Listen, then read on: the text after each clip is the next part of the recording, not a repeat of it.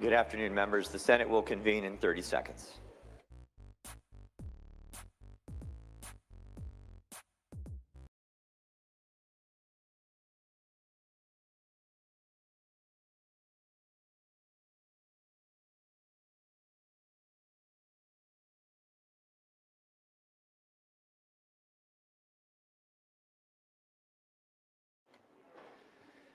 Good afternoon, members. We are back from recess.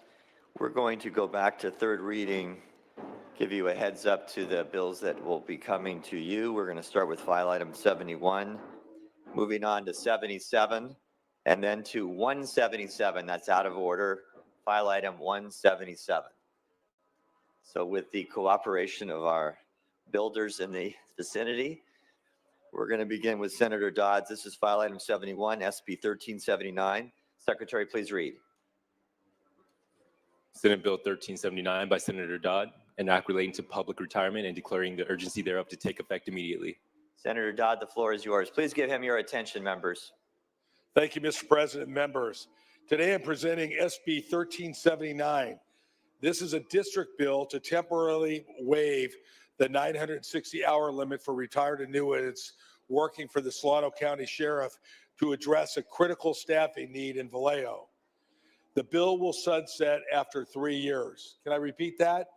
The bill will sunset after 3 years.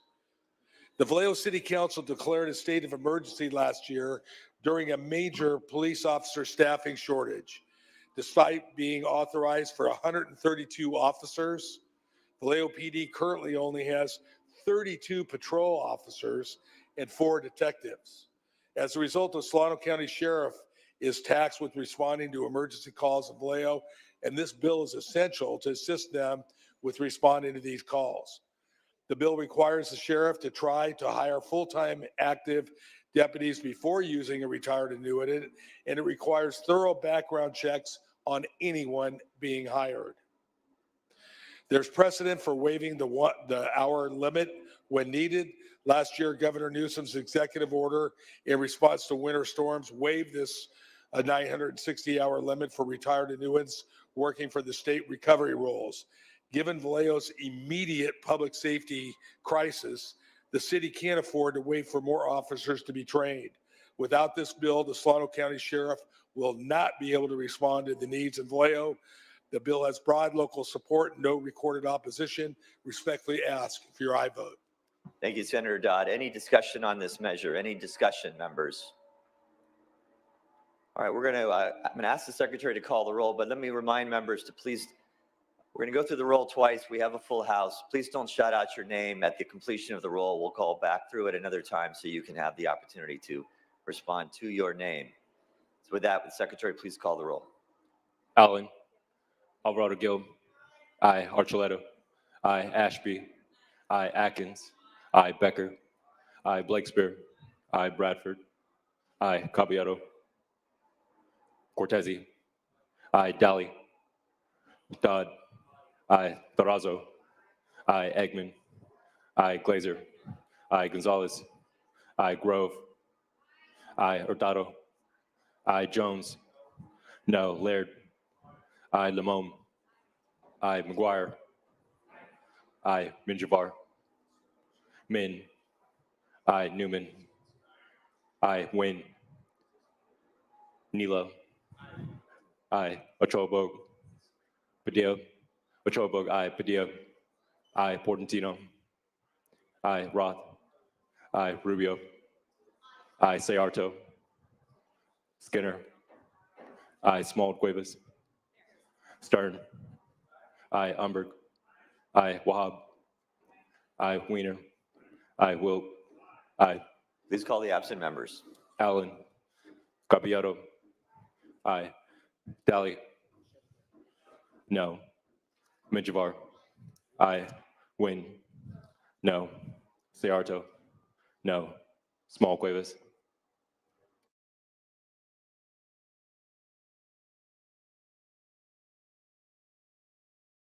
Small Cuevas, aye. Ayes 35, noes 4. The measure passes. On the urgency Ayes 35, noes 4 on the measure. We're going to move to file item 77. This is Senate Bill 1418 by Senator Archuleta. Secretary, please read. Senate Bill 1418 by Senator Archuleta, an act relating to land use. Senator Archuleta. Thank you, Mr. President. I rise today to present Senate Bill 1418. Senate Bill 1418 simply streamlines the hydrogen fueling station permitting process in the same way that we do for the battery electric vehicle charging stations. A few considerations were raised in the policy committee that this streamlined permitting process has the potential to be overburdensome for smaller cities. We've taken the survey. That is not the case. To address these concerns, I amended the bill on the Senate floor to delay the compliance period for smaller cities by an additional 2 years. Additionally, I readjusted the population threshold to extend this extended compliance period to even more cities. In short, we are going to take advantage of the federal funding coming into California through our successful Hydrogen Hub application. We are going to need policy in place to expedite and development and deployment of hydrogen infrastructure.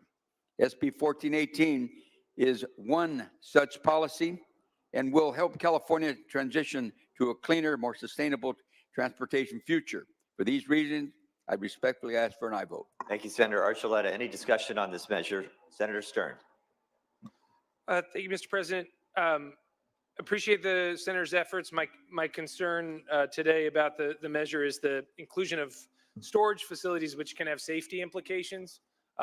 Fueling stations one thing, but we know hydrogen is an extremely combustible fuel, so just want to make sure there's still local control. So looking forward to hopefully finding a way to yes in the future, but won't be supporting the measure today. Thanks. All right, any further discussion, members? Any further discussion? Seeing none, Senator Archuleta, you may close. I respectfully ask your aye vote. All debate having ceased, Secretary, please call the roll. Allen. Alrotigo. Aye. Archuleta. Aye. Ashby. Aye. Atkins. Aye. Becker. Aye. Blakespear. Aye. Bradford. Aye. Caballero. Cortese. Aye. Daly. Aye. Dodd. Aye. Durazo. Aye. Eggman. Glazer. Aye. Gonzalez. Grove. Hurtado. Aye. Jones. Aye. Laird. Aye. Limon. McGuire. Aye. Menjivar. Aye. Min. Aye. Newman. Aye. Wynn. Nilo. Ochobo. Aye. Padilla. Aye. Portantino. Roth. Aye. Rubio. Aye. Sayarto. Skinner. Aye. Small Cuevas. Aye. Stern. Humbert. Aye. Wahab. Aye. Wiener. Aye. Wilt. Aye. Please call the absent members. Allen. Caballero. Aye. Eggman. Aye. Gonzalez. Grove. Aye. Limon. Wynn. Nilo. Portantino. Aye. Sayarto. Stern. On a vote of 33-0, the measure passes. We're going to make a detour and continue with our file. One more item before we move to file item 177. This is file item 77, Senate Bill 1418 by Senator Roth. Excuse me, file item 78. This is SB 902 by Senator Roth. Secretary, please read. Senate Bill 902 by Senator Roth, an act relating to firearms. Senator Roth. Thank you, Mr. President. This bill will add an automatic 10-year firearms prohibition to misdemeanor animal abuse convictions. The bill passed out of the Senate Public Safety Committee with unanimous bipartisan support. As you know, California has a history of ensuring that firearms do not fall into the hands of those who have demonstrated violent tendencies in an attempt to prevent future violence against others. crimes such as stalking, endangering the health of a child, and endangering the health of an elder or a dependent adult. Research reflects that 41% of intimate partner violence offenders had histories of animal cruelty, and that individuals who commit animal abuse are 5 times more likely to commit violent crimes against humans. Based on the connection, in 2016, the FBI amended the National Incident-Based Reporting System to start collecting data on animal abuse. Now, Senators, we're talking about serious animal cruelty here, incidents, convictions of Penal Code Section 597, convictions for the malicious and intentional maiming, mutilation, torture, wounding, or killing of an animal. Given the numerous studies showing that animal abuse is a predictor of violence against humans, California needs to ensure that people with a history of animal cruelty are prohibited from owning and possessing firearms for at least 10 years. We've been engaged with those in support and in opposition to the measure, and we took amendments to remove the felony for noncompliance with the firearms prohibition, thus limiting the penalty to a misdemeanor. I will respectfully ask for an aye vote at the appropriate time. Thank you, Senator Roth. Any discussion on this measure? Any discussion, members? Seeing none, Secretary, please call the roll. Allen. Alvarado Gil. Aye. Archuleta. Aye. Ashby. Aye. Atkins. Aye. Becker. Aye. Blakespear. Aye. Bradford. Aye. Caballero. Aye. Cortese. Aye. Daly. Dodd. Aye. Durazo. Aye. Eggman. Aye. Glazer. Aye. Gonzalez. Aye. Grove. Hurtado. Aye. Jones. No. Laird. Aye. Limon. Aye. McGuire. Aye. Menjivar. Aye. Min. Aye. Newman. Aye. Wayne. Nilo. Aye. Ochoa. Aye. Padilla. Aye. Portantino. Aye. Roth. Aye. Rubio. Aye. Sejarto. Aye. Skinner. Aye. Small Cuevas. Aye. Stern. Aye. Umberg. Aye. Wahab. Aye. Wiener. Aye. Will. Aye. Please call the absent members. Allen. Daly. Grove. Wynn. No. Wynn, aye. On a vote of 36-1, the measure passes.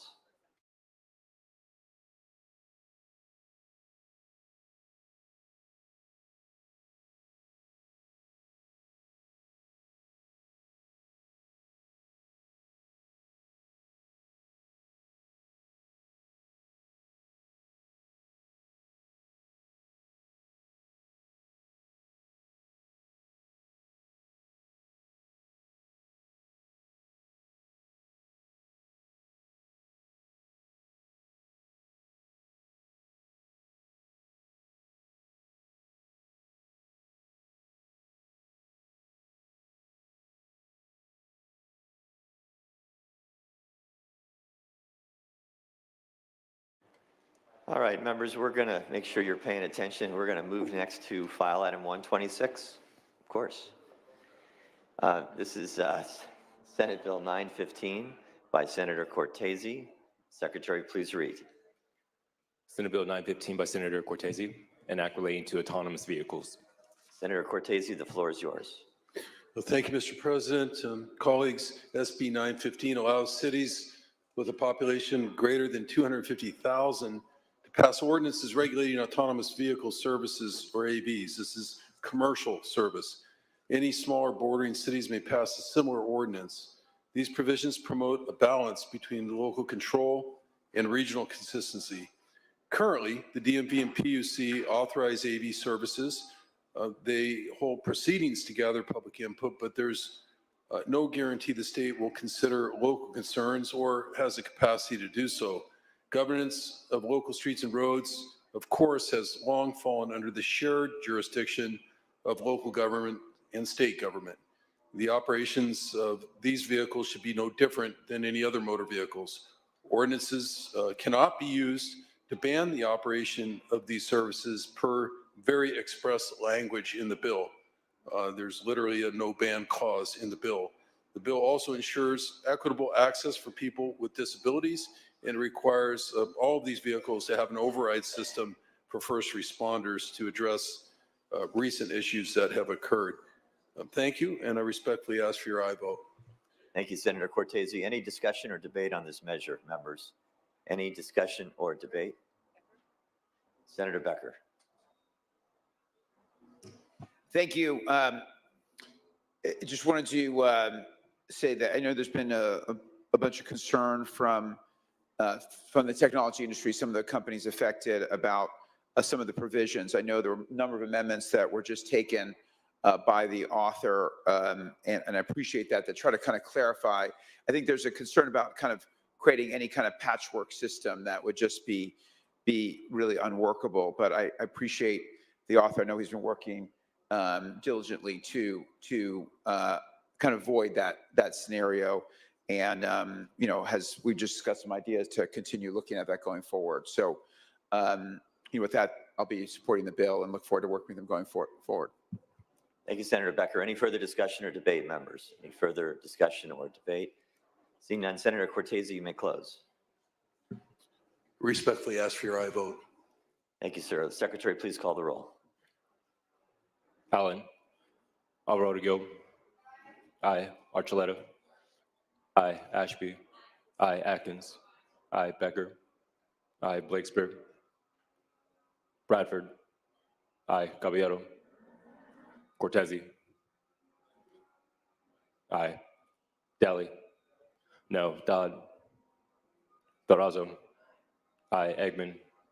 Aye. Glazer. Gonzalez. Aye. Grove. Hurtado. Aye. Jones. No. Laird. Aye. Limon.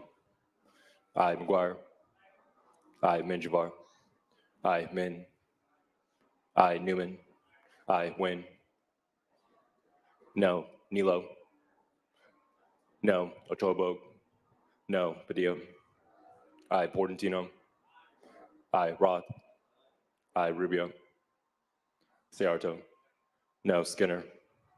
Aye. Small Cuevas. Stern. Aye. Umberg. Aye. Wahab. Aye. Wiener. No. Wilt. No. Senator Cortese moves a call. Members, we're going to go back to our third reading file order, starting with file item 79, followed by 80 and 81. We'll first begin with file item 79. This is SB 907 by Senator Newman. Secretary, please read. Senate Bill 907 by Senator Newman, an act relating to county boards of education. Senator Newman. Thank you, Mr. President. SB 907 is a district bill which will improve representation and electoral participation in Orange County by making two very sensible changes to the Orange County Board of Education. One, increasing the number of trustees from the current 5 to 7, and two, shifting the board's election cycle from the primary ballot as currently conducted and into the general election in November. Since Orange County's Department of Education was established in its modern form, the population of OC has nearly doubled from 1.8 million in 1977 to its current population of nearly 3.2 million. That makes it the third largest county by population in the state. Of the state's 10 largest counties, Orange County is currently one of only 4 whose county boards of education have only 5 trustees.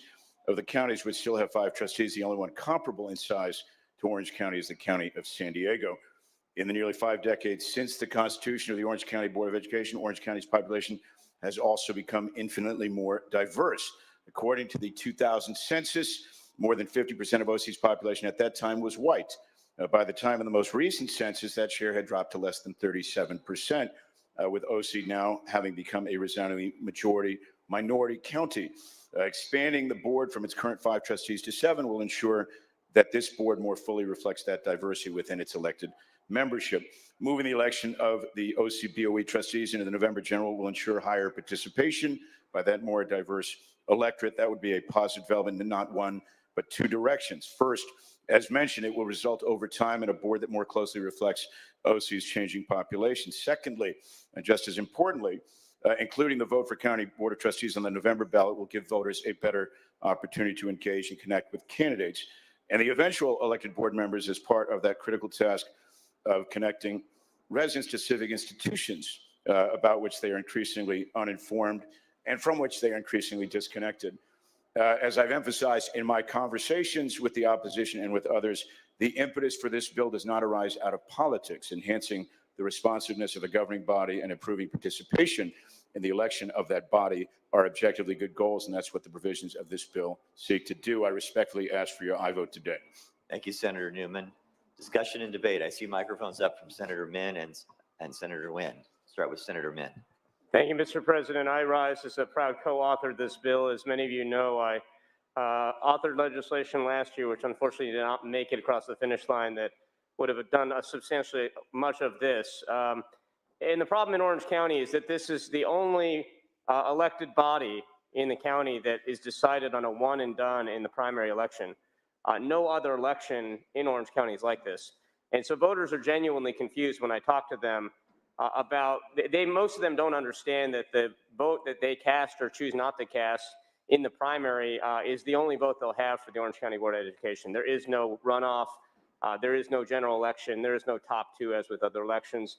At the same time, as my colleague from Fullerton has aptly pointed out, Orange County's gotten very big and very diverse. And I think given the low turnout in these primary elections, given the confusion among voters, and just by way of context, in the March 2024 election, we only had 37% turnout for Orange County generally. Certainly it was much, much lower for the Orange County Board of Education. So this is not a body that is fully elected with the full representation in mind. So I would urge my colleagues to vote aye on this bill. Thank you, Senator Min. Senator Nguyen. Thank you, Mr. President. I actually rise in opposition representing majority of Orange County in my district. This bill is pure politics. If it was a good policy bill, it should be a bill for all the counties in the state of California. No, it is specifically targeted to Orange County. And the reason is because of the opposition has continuously lost elections in Orange County to the Board of Education. This last election, all the members were reelected, almost 56, over 50, maybe even 60% of the total votes. So I believe that if it's a good policy, if the author truly believes it's a good policy, let's make it statewide. Let's make it every counties, every Board of Education in California, and not just target to Orange County. With that, I ask for an aye vote. Thank you, Senator Nguyen. Any further discussion or debate? No vote. Senator Nguyen's asking for the no vote. I see Senator Ochoa-Bogue. Thank you, Mr. President. I do not live in Orange County, but I am the vice chair for the Senate Committee on Education. And this is the second time we've seen this bill in this committee. And again, I'm going to rise to oppose the bill. And the reason being is that Orange County, the people in Orange County have the opportunity to do this locally within their own school board. The people in the Orange County have the ability to request this to be done locally, and they have not requested it to do it locally. They have not done so at any in the past at all whatsoever, and yet we're taking the step here forward at the state level to say this is what you need to do. If they did not have an opportunity in the process to be able to do so locally, then perhaps the state should come in and step in and act upon or act for them. But in this case, they have the opportunity. They have chosen not to do this locally. This is why it's an overreach by the state to come in and say, this is what you need to do. And if it were good policy with regards to representation, this would be also applied to the most populous county, which would be Los Angeles, which has a population of 10 million residents. And they do not even elect their trustees on the Board of Education, who are appointed by a five-member Board of Supervisors. So if this were actually good policy, it would actually apply to counties such as LA. So I have to agree with my colleague from Orange County that it is politics. We should let locals allow to use their local systems to change the systems if they see fit and if they see a need. In this case, they do not. And with that, I respectfully ask for a no vote. Thank you, Senator Nguyen. Any further discussion or debate? Seeing none, Senator Newman, you may close. Thank you, and appreciate the discussion. I don't think it is true to say that the voters of Orange County don't want to see this change. I think it's more accurate that this particular board would like not to see this change. And I would assert, and I think you'd all agree, and I think we would all subscribe to the idea that any election that involves more voters is a better election. Any board that results from an election that includes more, not fewer voters, is a more representative public body. That is exactly what we're trying to do here. This legislature has a long history of fixing problems at the district level. In this case, we from Orange County are trying to solve a problem for Orange County, a problem that has support from the voters of Orange County. I respectfully ask for your aye vote. All debate having ceased, Secretary, please call the roll. Allen. Alvarado Gil. No. Archuleta. Aye. Ashby. Aye. Atkins. Aye. Becker. Aye. Blakespear. Aye. Bradford. Aye. Caballero. Aye. Cortese. Aye. Daly. No. Dodd. Aye. Durazo. Aye. Eggman. Aye. Glazer. Aye. Gonzalez. Aye. Grove. No. Hurtado. Aye. Jones. No. Laird. Aye. Limon. Aye. McGuire. Minjavar. Aye. Min. Aye. Newman. Aye. Wynn. No. Nilo. No. Ochobo. No. Padilla. Aye. Bordentino. Aye. Roth. Aye. Rubio. Aye. Sayarjo. No. Skinner. Aye. Small Cuevas. Stern. Aye. Umberg. Aye. Wahab. Aye. Wiener. Aye. Wilt. No. Please call the absentees one last time. Allen. McGuire. Small Cuevas. Aye. On a vote of 29-9, the measure passes. Members, we're going to now lift the call on file item 126. We're going to lift the call. This will be our second time through the roll. This is Senator Cortese's bill. Secretary, please call the absent members. Allen. Blakespear. Caballero. Aye. Dodd. Glazer. No. No. Grove. Rubio. Small Cuevas. Aye. All right. On a vote of 26-9, the measure passes.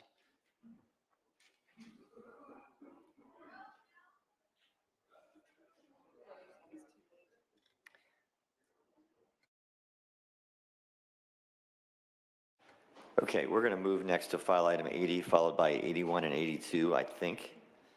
Actually, file item 80, 81, and then I think we're going to 62 and 63. So let's begin with file item 80. This is SB 930 by Senator Laird. He's prepared. Secretary, please read. Senate Bill 930 by Senator Laird, enacting the highways. Senator Laird, the floor is yours. Thank you very much, Mr. President. Of the 642 memorial highways and transportation structures in the state of California, 82% are named for men. Too long, women who make up half the population and next year quite likely will make up half of this body have been woefully disadvantaged in the memorial naming of transportation structures. This bill establishes the Memorial Highway Signage Fund to promote equity in memorial highway designations.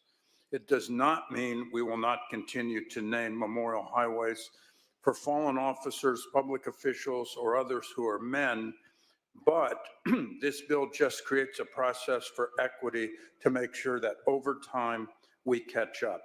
Signs cost between $8,000 and $10,000.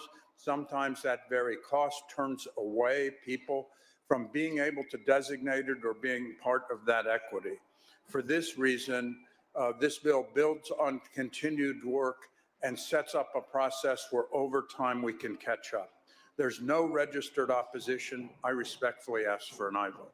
Thank you, Senator Laird. Any discussion on this measure? Any discussion on this measure? I see microphones up from Senator Grove and Senator Skinner. We'll begin with Senator Grove.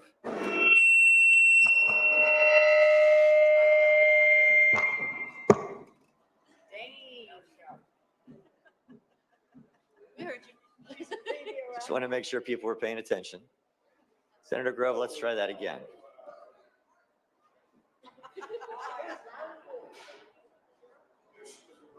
Senator Grove, the floor is yours. Coming from her brain. I think that was a Republican thing that you guys did to me just then.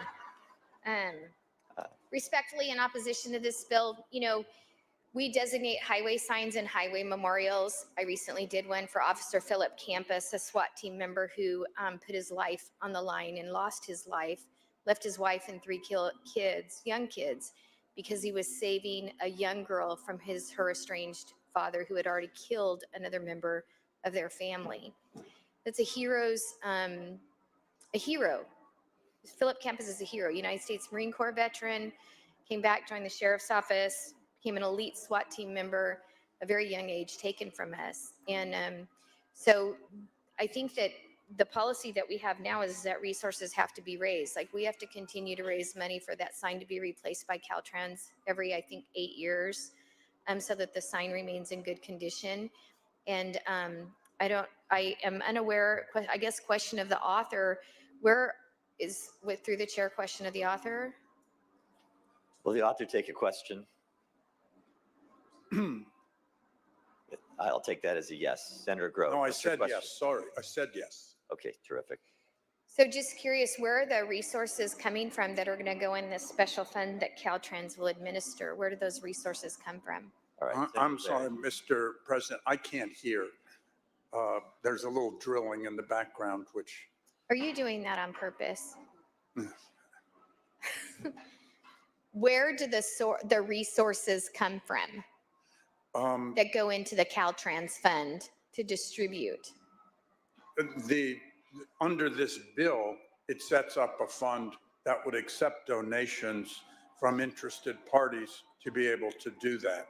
And it would still leave the designation of any structure to this body as through the traditional process, but it would allow for a funding mechanism, because right now there's generally established sources for those, certain of those that are done, and this would make sure there's a funding source for everybody.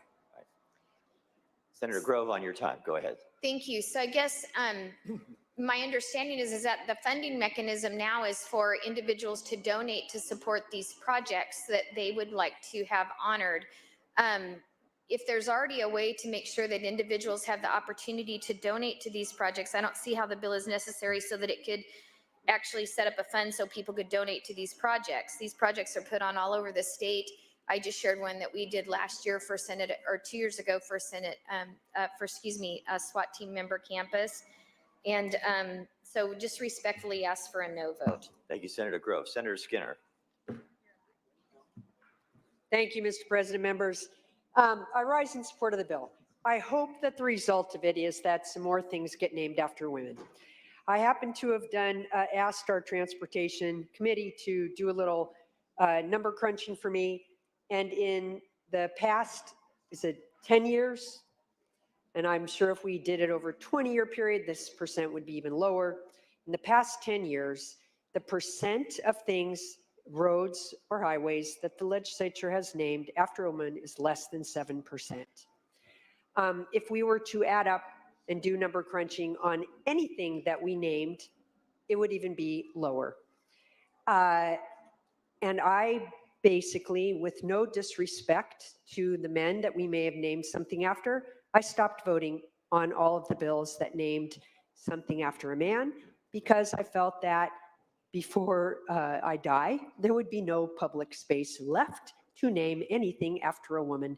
And I think that the importance of this is that it does cost money to name, and usually, and this is again with no disrespect to naming any of our highways after an officer who died in duty, in the line of duty, But if oftentimes it is the union of that officer that will pay the costs for the naming of the roadway or highway.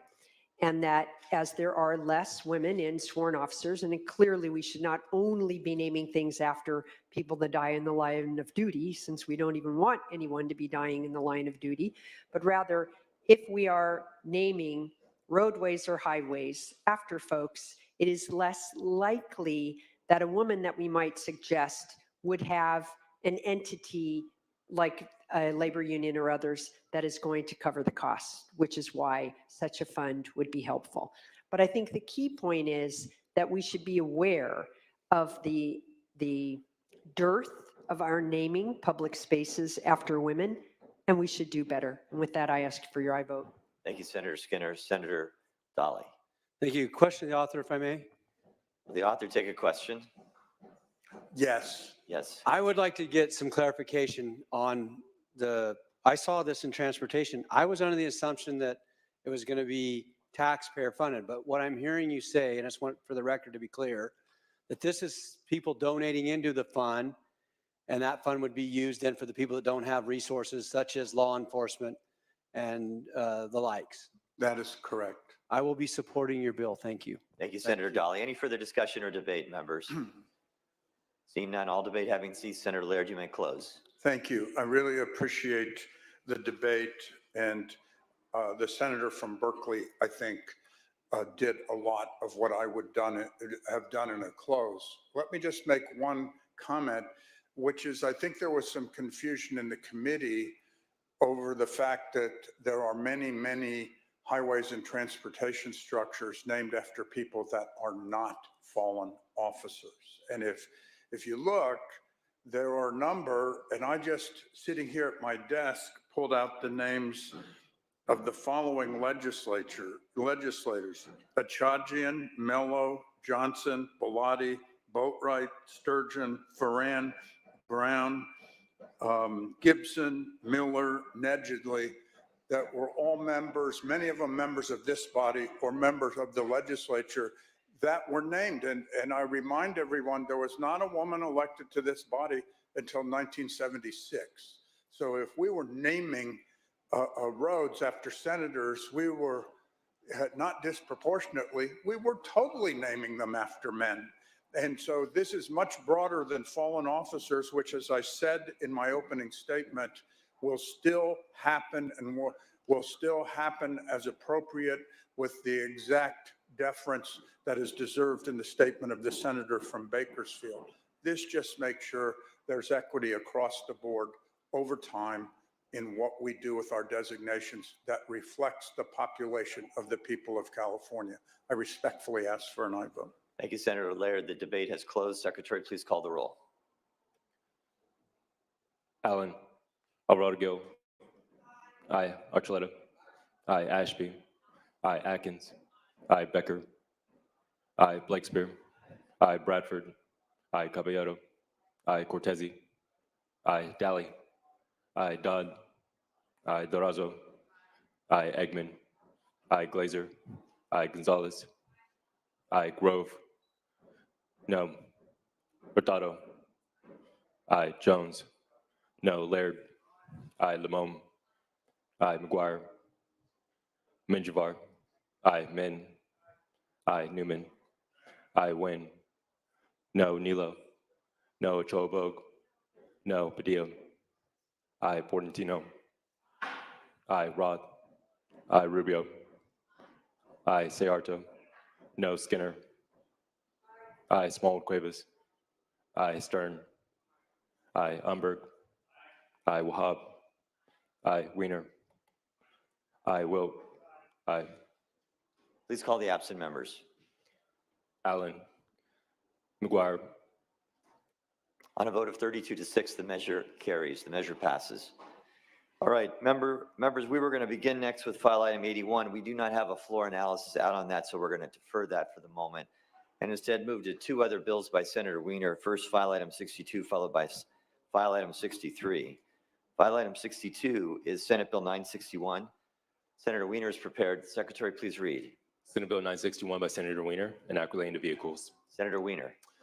Thank you very much, Mr. President. Colleagues, SB 961 is a bill designed to make our roads safer and to make people more aware of speeding and to reduce speeds.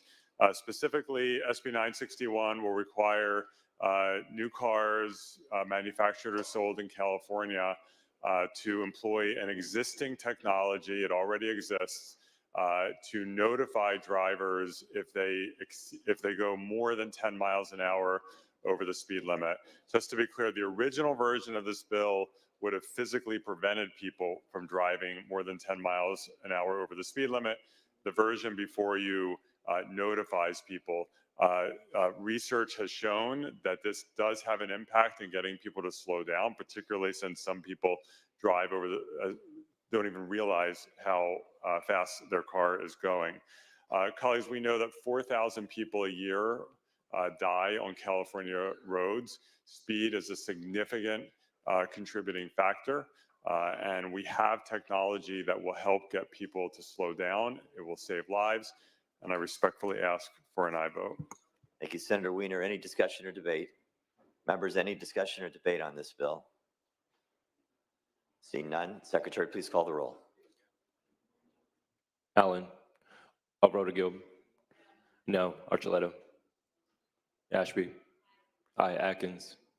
Aye. Becker. Blakespear. Aye. Bradford. Caballero. Aye. Cortese.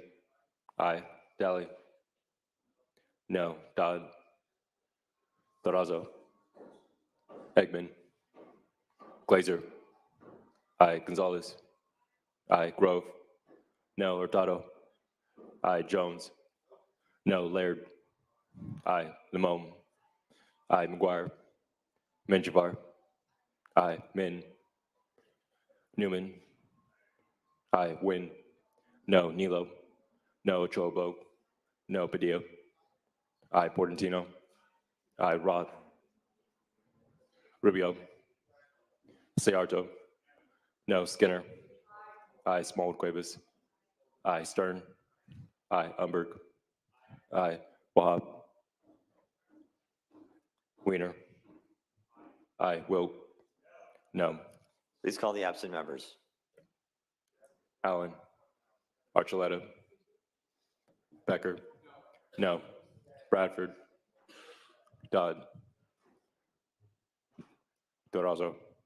Aye. Eggman. No. McGuire. Min. Roth. Rubio. Min, no. Wahab. Wahab, aye. Umberg, aye to no.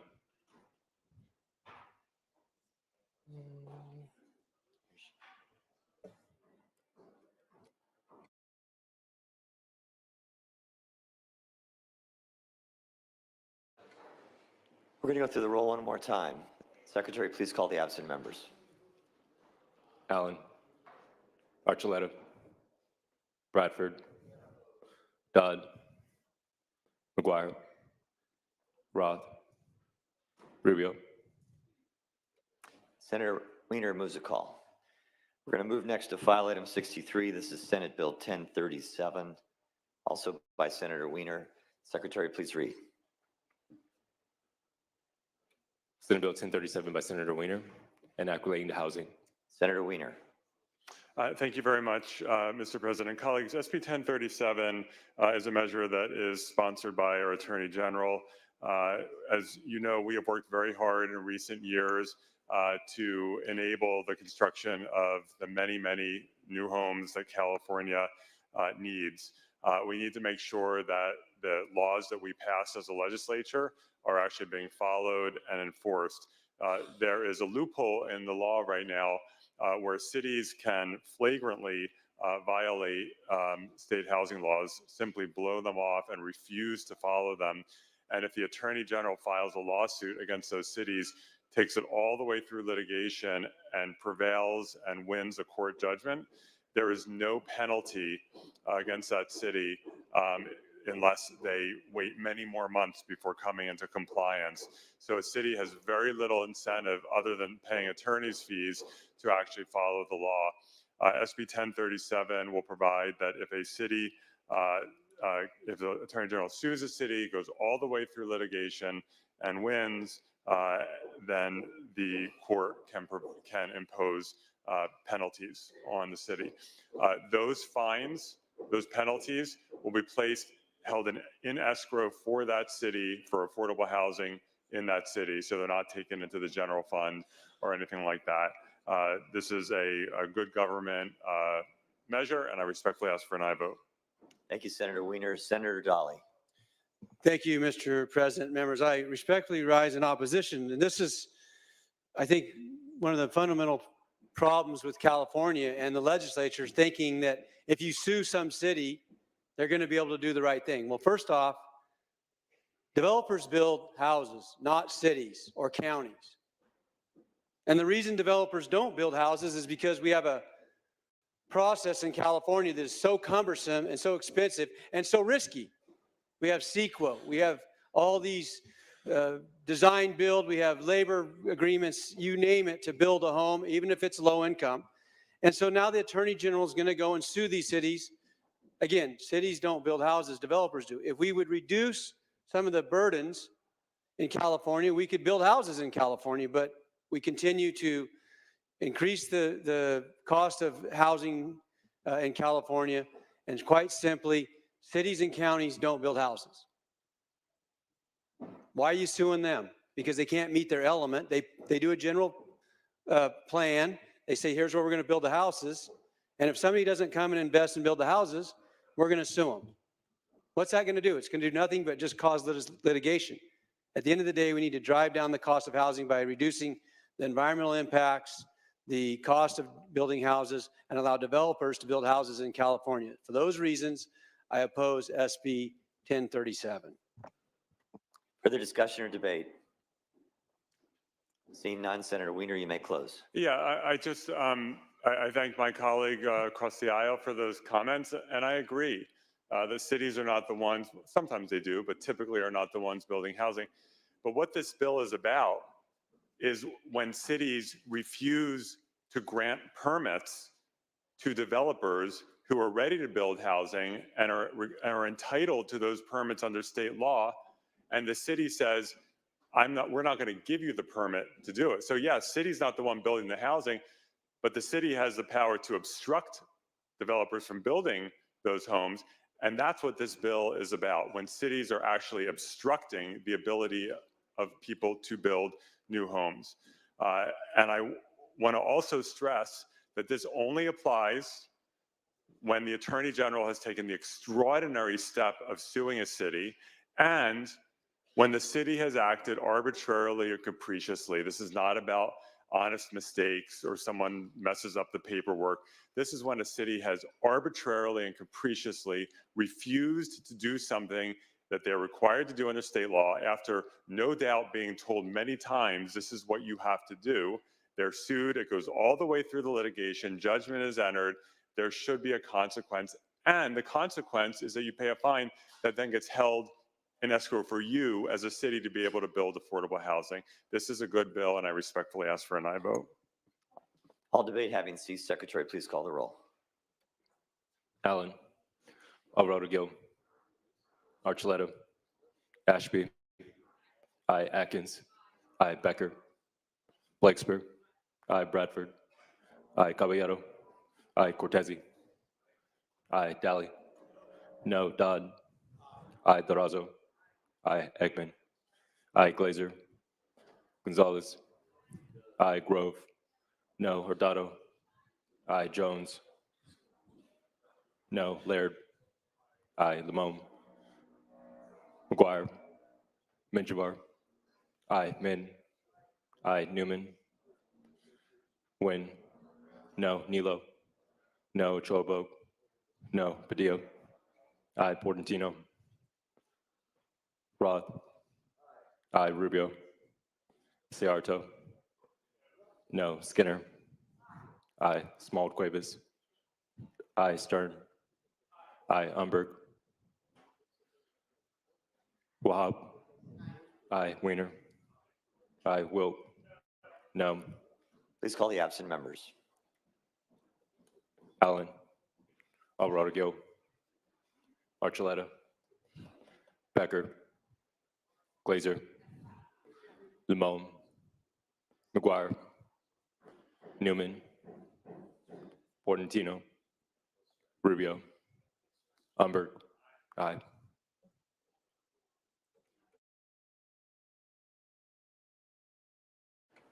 Senator Weiner moves a call.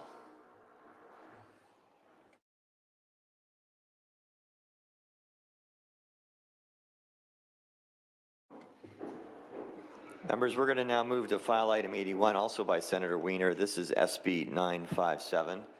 Secretary, please read. Senate Bill 957 by Senator Weiner, an act relating to data collection. Senator Weiner, the floor is yours. Thank you, Mr. President. Colleagues, if this seems familiar, it's because many of you have voted, sometimes repeatedly, to require the California Department of Public Health to collect health data around based on sexual orientation and gender identity. For anyone who accesses the healthcare system and fills out forms, you'll know that it will ask you voluntary questions about what is your age, what is your gender, what is your race. You don't have to provide that information, but most people do. And it allows us to gather important health data relating to different communities. It's the reason why we knew that when COVID-19 hit, that older people were at much greater risk of dying than younger people. Unfortunately, overwhelmingly, healthcare providers are not asking the question about sexual orientation and gender identity, and so we don't have that data. And we know, based on other data, that we believe that there are some significant health disparities impacting LGBTQ people, but we don't have that coming from our healthcare system in the way that it should. In 2020, we required the Department of Public Health to do more. We then had the state auditor do an audit, which showed that the Department of Public Health was falling short, and on the large majority of its forms was not even asking the question. This bill will require the Department of Public Health to implement the state auditor's recommendations. I respectfully ask for an aye vote.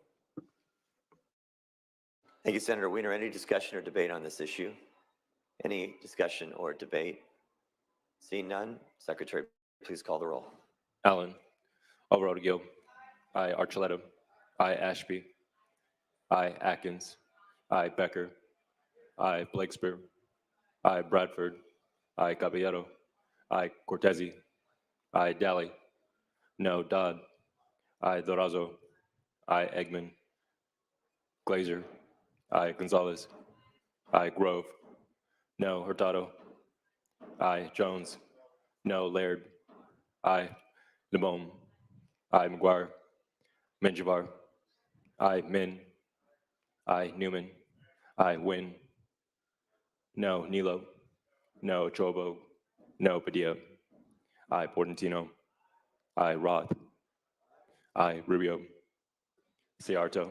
Rubio. Aye. Ciarto. No. Skinner. Small. Cuevas. Aye. Stern. Aye. Umberg. Aye. Wahab. Aye. Weiner. Aye. Wilk. No. Please call the absent members. Allen. Eggman. Aye. McGuire. Skinner. Aye. On a vote of 30 to 8, the measure passes.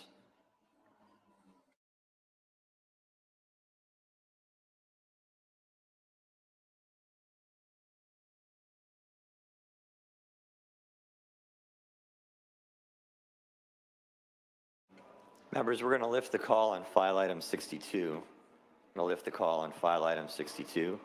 This is SB 961 by Senator Weiner. Secretary, please open the roll for absent members. Allen. Archuleta. Bradford. Aye. Dodd. McGuire. Roth. Rubio. On a vote of 21 to 13, the measure passes.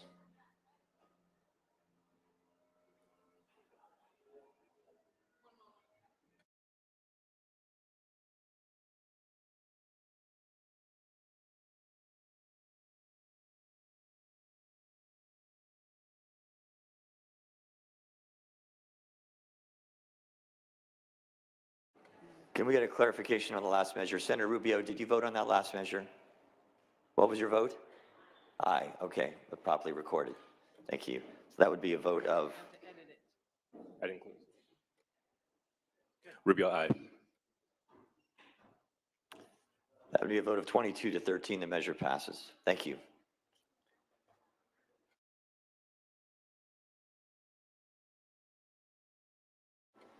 We're going to move next to file item 82. This is Senate Bill 983 by Senator Wahab.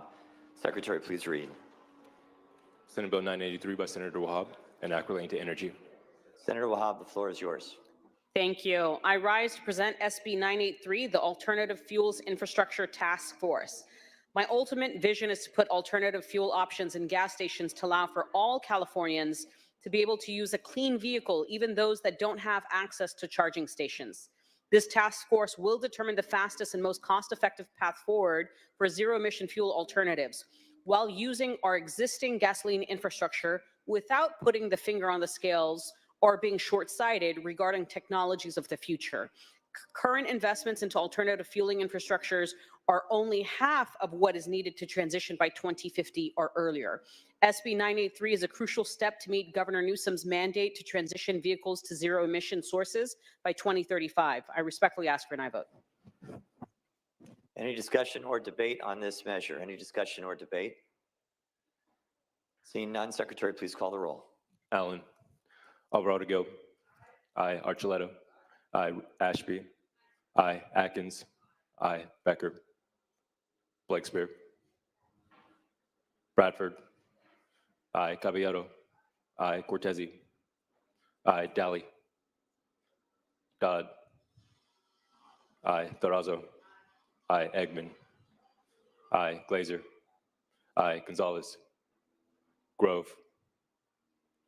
Hurtado. Aye. Jones. Aye. Laird. Aye. Limon. McGuire. Menjivar. Aye. Min.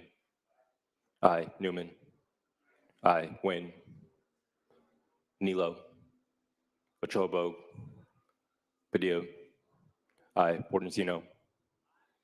Aye. Roth. Aye. Rubio. Aye. Sayarto. Aye. Skinner. Aye. Smallwood Cuevas. Aye. Stern. Humbert. Aye. Wahab. Aye. Wiener. Wilk. Aye. Please call the absent members. Allen. Becker. Blakespear. Aye. Daly. Aye. Gonzalez. Grove. Aye. Limon. McGuire. Nguyen.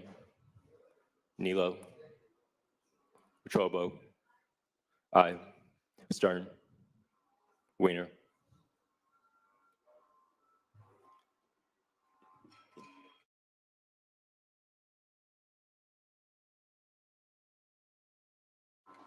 Let's call the absent members one more time. Allen. If we can ask the conversations that go to the back so members can hear. Call the roll Becker. one more time. Gonzalez. Limon. McGuire. Nguyen. Nilo. Stern. Wiener. All right. On a vote of 31 to 0, the measure passes. We're going to move now to file item 83. This is Senate Bill 999 by Senator Cortese. Secretary, please read. Senate Bill 999 by Senator Cortese, an act relating to healthcare coverage. Senator Cortese.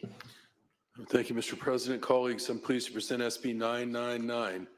SB 999 will ensure that Californians suffering from mental health and substance use disorders, either or, can access the level of treatment necessary for a full and lasting recovery.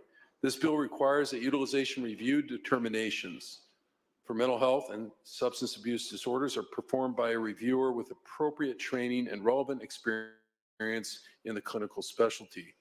SB 999 requires reviewers to disclose their name, credentials, and basis for a treatment denial, including a citation of the clinical guidelines that were followed. This bill will save lives by combating overdose deaths and suicides, and I respectfully ask for your aye vote. Any discussion on this measure? Members, any discussion? Seeing none, Secretary, please call the roll. Allen. Alvarado Gil. Aye. Archuleta. Aye. Ashby. Aye. Atkins. Aye. Becker. Aye. Blakespear. Aye. Bradford. Aye. Caballero. Aye. Cortese. Aye. Daly. No. Dodd. Aye. Durazo. Aye. Eggman. Aye. Glazer. Aye. Aye. Gonzalez. Aye. Grove. No. Hurtado. Aye. Jones. No. Laird. Aye. Limon. Aye. McGuire. Menjivar. Aye. Min. Aye. Newman. Aye. Wynn. Nilo. No. Achobo. No. Padilla. Aye. Portantino. Aye. Roth. Aye. Rubio. Aye. Searto. No. Skinner. Aye. Small Cuevas. Stern. Aye. Umbert. Aye. Wahab. Aye. Wiener. Aye. Will. No. Please call the absent members. Allen. McGuire. Wynn. Small Cuevas. Aye. On a vote of 30 to 7, the measure passes. We're going to move next to file item 84. This is Senate Bill 1022 by Senator Skinner. Secretary, please read. Senate Bill 1022 by Senator Skinner, an act relating to civil rights. Senator Skinner. Thank you, Mr. President. Members, SB 1022 provides our our Civil Rights Department the time needed to effectively investigate and respond to systemic discrimination in workplaces or housing. And when I say systemic, I mean multiple complaints over a multiple time period. The Civil Rights Department investigates thousands of these violations annually, and they mediate and settle many cases. But there are some complaints, these ones we're referencing as systemic, that can come from multiple parties against the same entity over a period of time. And such complaints, once they begin to be investigated as a group, are referred to as director's complaints. And they can be complex and require additional time to investigate. SB 1022 addresses this circumstance by giving the department the ability to investigate the director's complaints over no more than a 7-year time period. Note that SB 1022 does not change any statute of limitations. So if an individual wants to file a lawsuit about a complaint that they made, the statute of limitation holds. It does not change any statute of limitations. It purely gives the Office of Civil Rights the ability to investigate these directors' complaints or systemic violations over no more than a 7-year time period.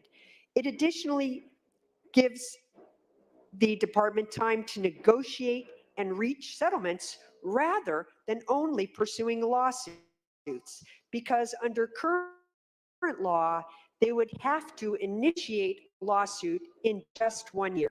So if part of our objective is to lessen the number of lawsuits, then giving them more time to investigate and to work with the entities for whom the complaints have been lodged to try and work out, then we have less lawsuits. And with that, Debate on this measure. Any debate, members? Seeing none, Secretary, please call the roll. Allen. Alvarado Gil. No. Archuleta. Aye. Ashby. Aye. Atkins. Aye. Becker. Aye. Blakespear. Aye. Bradford. Aye. Caballero.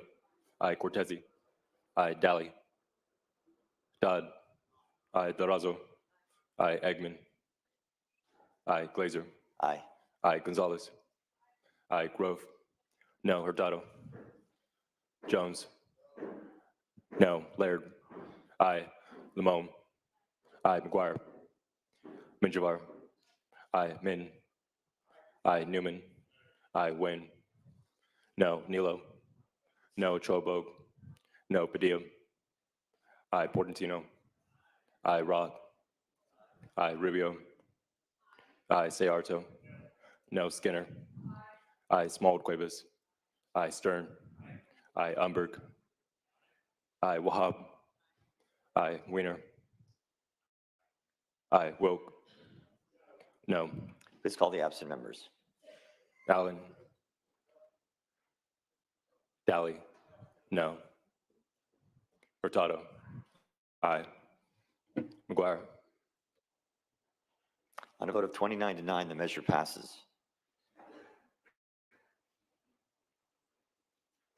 We're going to move next to file item 85, followed by file item 88 and 89. File item 85 is SB 1045 by Senator Blakespear. Secretary, please read. Senate Bill 1045 by Senator Blakespear, an act relating to composting. Senator Blakespear. Thank you, President and colleagues. I rise to present SB 1045, which requires the Office of Planning and Research to develop a model ordinance for siting compost facilities and requires locals to consider this advisory. Developing this much-needed organic waste infrastructure is critical in having us meet our SB 1383 targets, which we are far from achieving. In order to meet these targets, CalRecycle estimates that the state needs approximately 50 to 100 new or expanded organic waste recycling facilities right now. It's important to provide the needed tools to local governments to be successful. A model ordinance will save time and the need for local governments to start from scratch in an area where many lack expertise. This bill is supported by great organizations like Californians Against Waste, League of California Cities, RCRC, Republic Services, Waste Management, and more. There is no registered opposition. I respectfully ask for your aye vote. Thank you, Senator Blakespear. Any discussion on this measure? Any discussion? Seeing none, Secretary, please call the roll. Allen. Alvarado Gil. Aye. Archuleta. Aye. Ashby. Aye. Atkins. Aye. Becker. Aye. Blakespear. Aye. Bradford. Aye. Caballero. Aye. Cortese. Aye. Dally. Dodd. Aye. Durazo. Aye. Eggman. Aye. Glazer. Aye. Aye. Gonzalez. Aye. Grove. No. Hurtado. Aye. Jones. No. Laird. Aye. Lamone. Aye. McGuire. Minjavar. Aye. Min. Aye. Newman. Aye. Wynn. No. Nilo. No. Chobog. No. Padilla. Aye. Portantino. Aye. Roth. Aye. Rubio. Sayarto. No. Skinner. Aye. Smallwood Cuevas. Stern. Who's off the floor? Aye. Umberg. Okay. Wahab. Aye. Weiner. Aye. Wilk. Aye. Umberg. Aye. Senator Blakespear moves a call. We're going to move on to file item 88. This is SB 1066. Secretary, please read.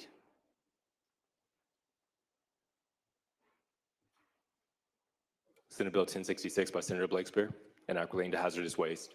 Senator Blakespear. Thank you, President and colleagues. I rise to present SB 1066, which would create an extended producer responsibility program to ensure the safe disposal of pyrotechnic marine flares. California's Division of Boating and Waterways estimates 174,000 flares expire in the state each year, but there are no facilities in California that accept and dispose of them. Without viable options, expired flares can often end up dangerously left in the trash in front of local government buildings like police or fire stations, or even disposed of in our precious waterways. These costs are localized onto local taxpayers instead of the boaters who use them. SB 1066 is supported by a broad coalition of stakeholders, including local governments, park districts, Teamsters, firefighters, waste haulers, harbor districts, and environmental and public health organizations. It received unanimous approval in all committee votes. I respectfully ask for your aye vote. Any discussion on this measure? Any further discussion, members? Seeing none, Secretary, please call the roll. Allen. Alvarado Gil. Aye. Archuleta. Aye. Ashby. Aye. Atkins. Aye. Becker. Aye. Blakespear. Aye. Bradford. Caballero. Aye. Cortese. Aye. Daly. Aye. Dodd. Durazo. Aye. Eggman. Glazer. Aye. Gonzalez. Aye. Grove. Aye. Hurtado. Aye. Jones. Aye. Laird. Aye. Limon. Aye. McGuire. Menjivar. Aye. Min. Aye. Newman. Aye. Wynn. Aye. Nilo. Aye. Ochobo. Aye. Padilla. Aye. Portantino. Aye. Roth. Aye. Rubio. Ciarto. Aye. Skinner. Aye. Small Cuevas. Aye. Stern. Aye. Umberg. Aye. Wahab. Aye. Weiner. Aye. Wilk. Aye. We have a member off the floor, members, so Senator Blakespear moves a call. Next up is file item 89. This is SB 1094 by Senator Limon. Secretary, please read. Senate Bill 1094 by Senator Limon, an act relating to pupil instruction.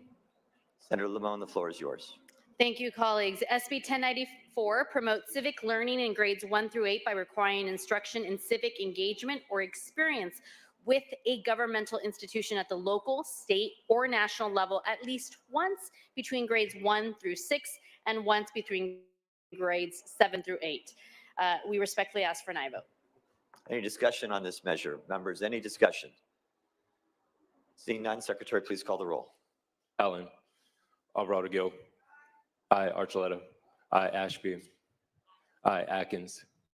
Aye. Becker. Aye. Blakespear. Aye. Bradford. Caballero. Aye. Cortese.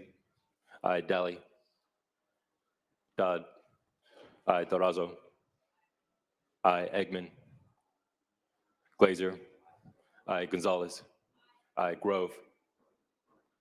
Hurtado. Aye. Jones. No. Laird. Aye. Limon. Aye. McGuire. Menjivar.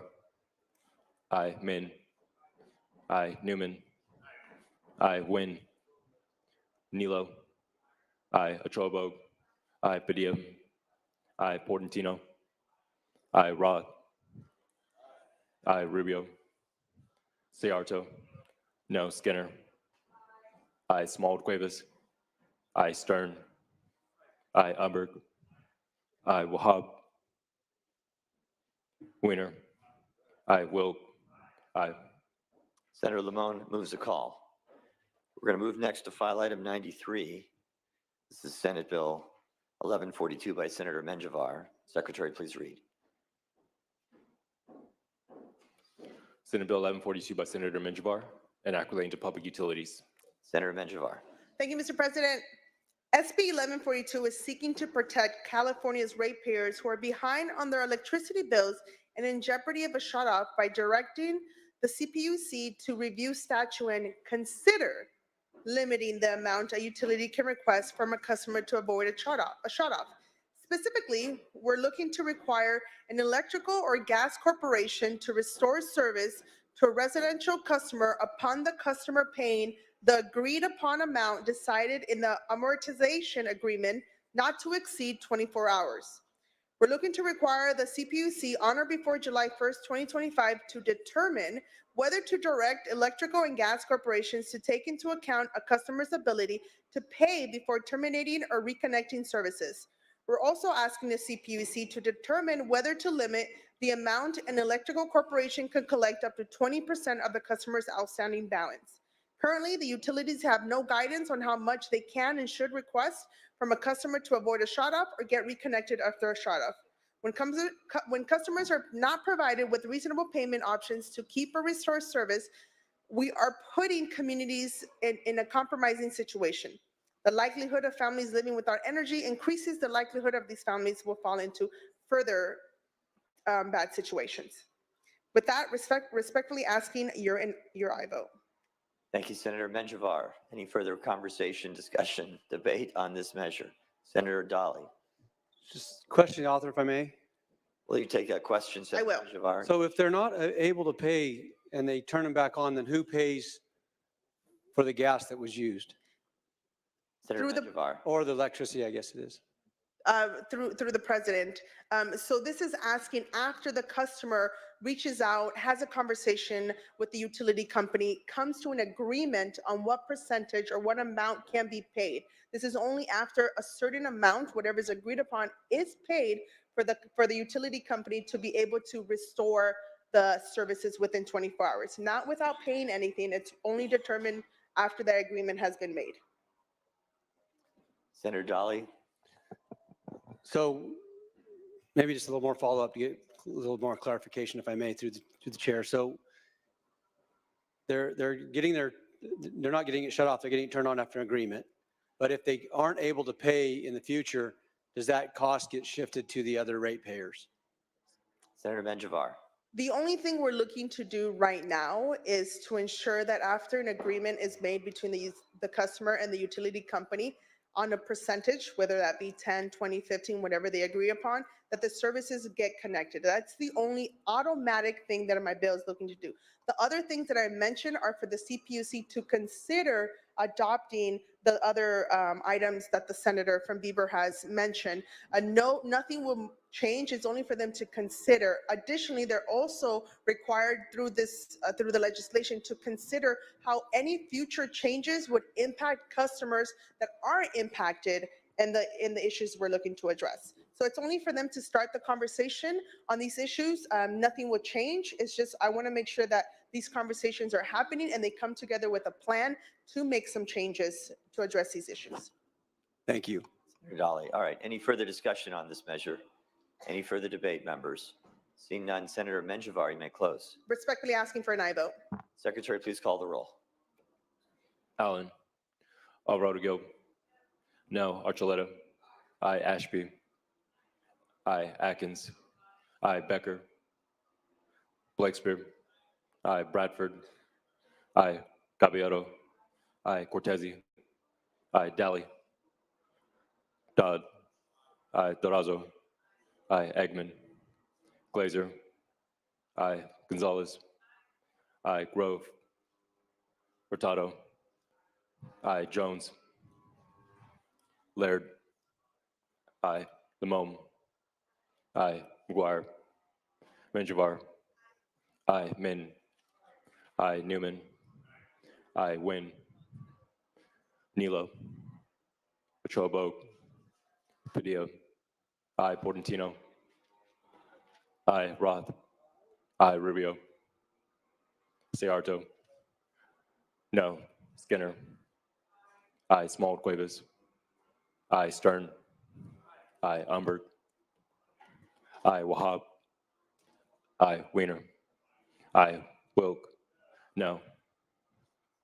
Senator Menjivar moves a call. We're going to move on next to file item 94. This is Senate Bill 1178 by Senator Padilla. He's prepared. Secretary, please read. Senate Bill 1178 by Senator Padilla, an act relating to water quality. Senator Padilla. Thank you, Mr. President, and colleagues. Rise today to present Senate Bill 1178, the California Water Quality and Public Health Protection Act. SB 1178 builds off a longstanding existing statute in the Water Code signed into law by California Governor Ronald Reagan that explicitly states that any California company that discharges waste outside of California in a manner that could affect the quality of the waters of the state within any region to report those discharges. For generations, sewage and pollution crossing through the Tijuana River have been washing ashore in my district and poisoning our community and state. It is located at the U.S.-Mexico border and was recently named one of the 10 most polluted rivers in the United States. Just this past January, storm surge caused 14.5 billion, with a B, gallons of raw sewage and pollution to wash up on the banks of the river, as well as to overflow into nearby coastal wetlands, one of the few remaining such ecosystems left in Southern California. The existing sewage treatment facilities have been overwhelmed by the sheer volume of wastewater flowing into the river, a problem that has persisted for years. Meanwhile, the health concerns caused by this sewage have forced cities like Imperial Beach, California to be closed, their beaches for more than 2 years now, but the bacteria present in the sewage hasn't restricted itself to ocean water. Tens of thousands of gallons of raw sewage dumped every day into the river ends up in the ocean, and due to wave activity, that bacteria gets into the air column and floats miles inland. This crisis has been making people sick and subjected to horrible stench that lingers over homes, businesses, and schools alike. More of concern, recent studies conducted by the world-renowned Scripps Institute of Oceanography attributed over 34,000 illnesses in 2017 alone to water quality, biological, and industrial contamination in this location. Large multinational corporations have taken advantage of free trade agreements, cheap labor, and near non-existent environmental protections to build products cheaper and sell them in California. Unlike most California businesses, they discharge heavy metals, industrial waste, and chemicals, and yes, raw sewage into the river while avoiding any kind of oversight or responsibility.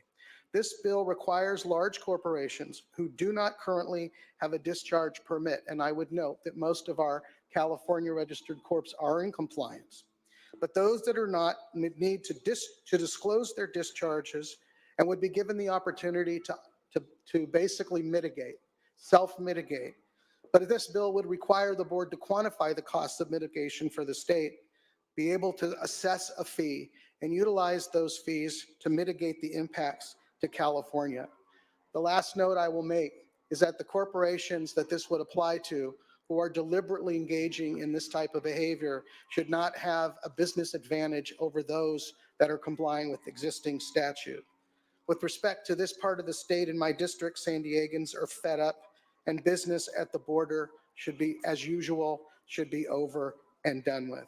We can no longer tolerate this continued poisoning of our waters and our citizens, and I would respectfully ask for an aye vote. Thank you, Senator Padilla. Any discussion or debate on this measure? Discussion or debate? Seeing no microphones up, Secretary, please call the roll. Allen. Alvarado Gil. No. Archuleta. Aye. Ashby. Aye. Atkins. Aye. Becker. Aye. Blakespear. Aye. Bradford. Aye. Caballero. Aye. Cortese. Dally. No. Dodd. Aye. Dorazo. Aye. Eggman. Glazer. Aye. Gonzalez. Aye. Grove. Hurtado. Aye. Jones. No. Laird. Aye. Lamone. Aye. McGuire. Menjivar. Min. Aye. Newman. Aye. Wynn. Nilo. No. Achobo. No. Padilla. Aye. Portantino. Aye. Roth. Aye. Rubio.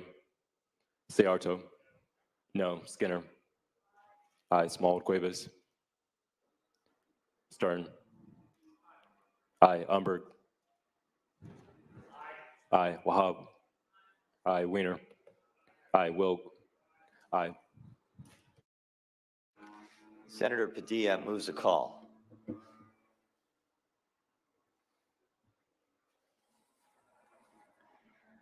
We're going to move next to file item 95. This is Senate Bill 1213 by Senator Atkins. Secretary, please read. Senate Bill 1213 by Senator Atkins, an act relating to healthcare programs. Senator Atkins. Thank you, Mr. President.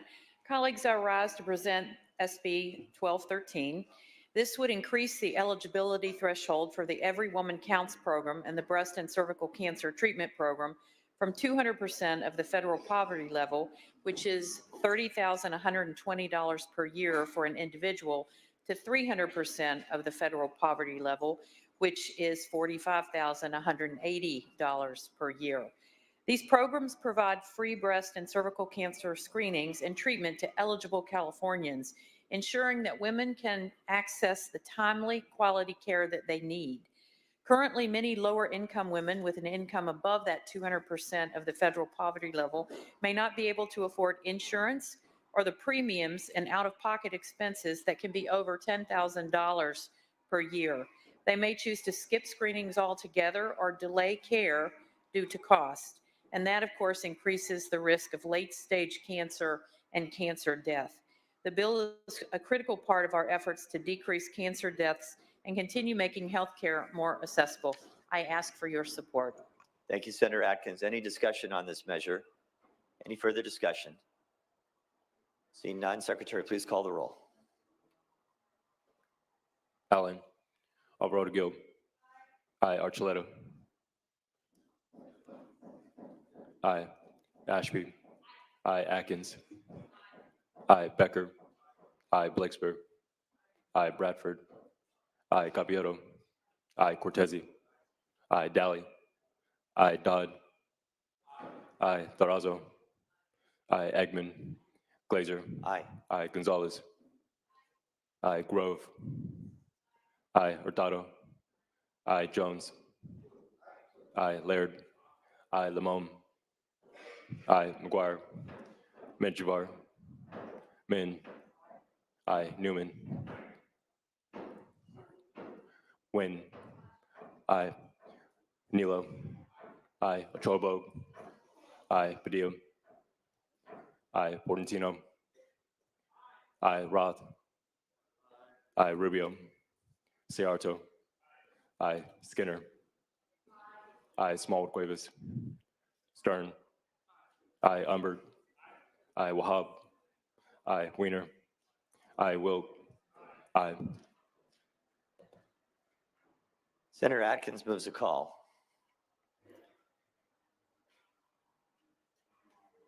I know many of the members share my thoughts to our neighbors to the north. Let them know we hear them.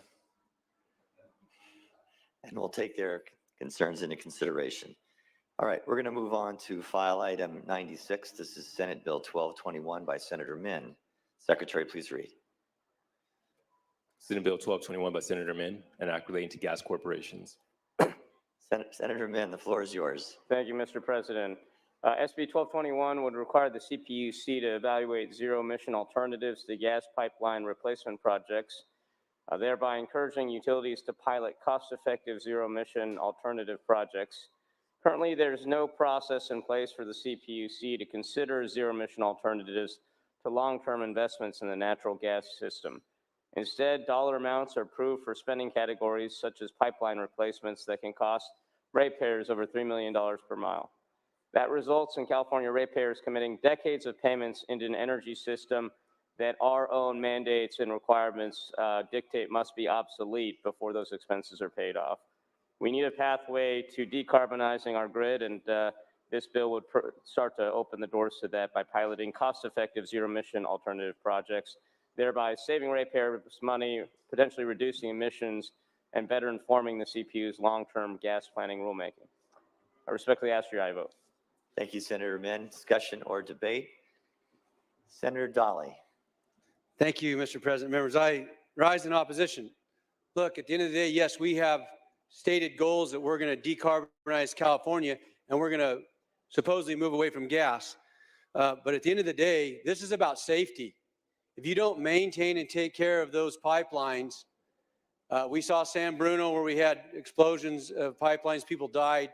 That was a negligence, obviously, from some of the corporations. But at the end of the day, we're not sure by 2035 if we're really going to be not using natural gas. And so for those reasons, I think for safety, we need to be very careful in this area and make sure that we take care of those pipelines until there's a sure pathway that we're going to be moving on to some other source of energy. For those reasons, I oppose SB 1221. Thank you, Senator Dolly. Any further discussion or debate? Any further discussion? Seeing none, Senator Min, you may close. I appreciate the senator's concerns. Just to be clear, this is a set of pilot programs that would try to deal with aging pipeline infrastructure, addressing the very problem the senator raises. With that, I respectfully ask for your aye vote. All debate having ceased, Secretary, please call the roll. Allen. Alvarado Gil. Archuleta. Ashby. Aye. Atkins. Aye. Becker. Aye. Blakespear. Aye. Bradford. Aye. Capioto. Aye. Cortese. Aye. Daly. No. Dodd. Aye. Dorazo. Aye. Eggman. Glazer. Aye. Aye. Gonzalez. Grove. Hurtado. Jones. No. Laird. Aye. Lamone.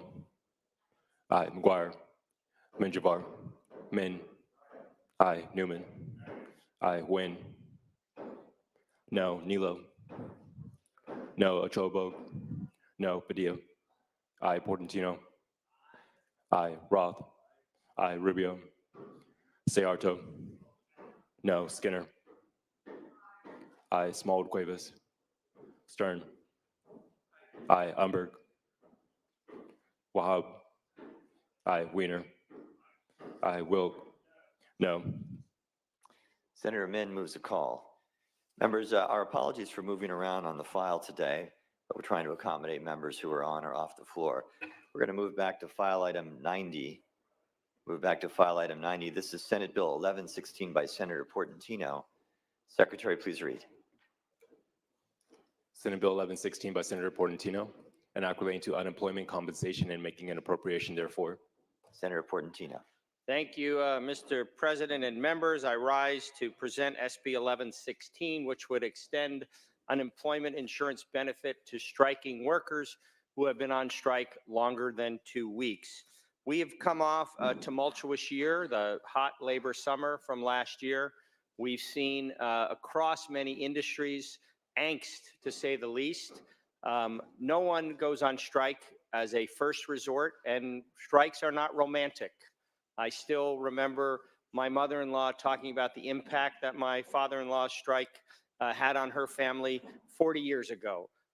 So this idea that somehow strikes are romantic, somehow they're this beautiful, wonderful thing, is only something for Hollywood.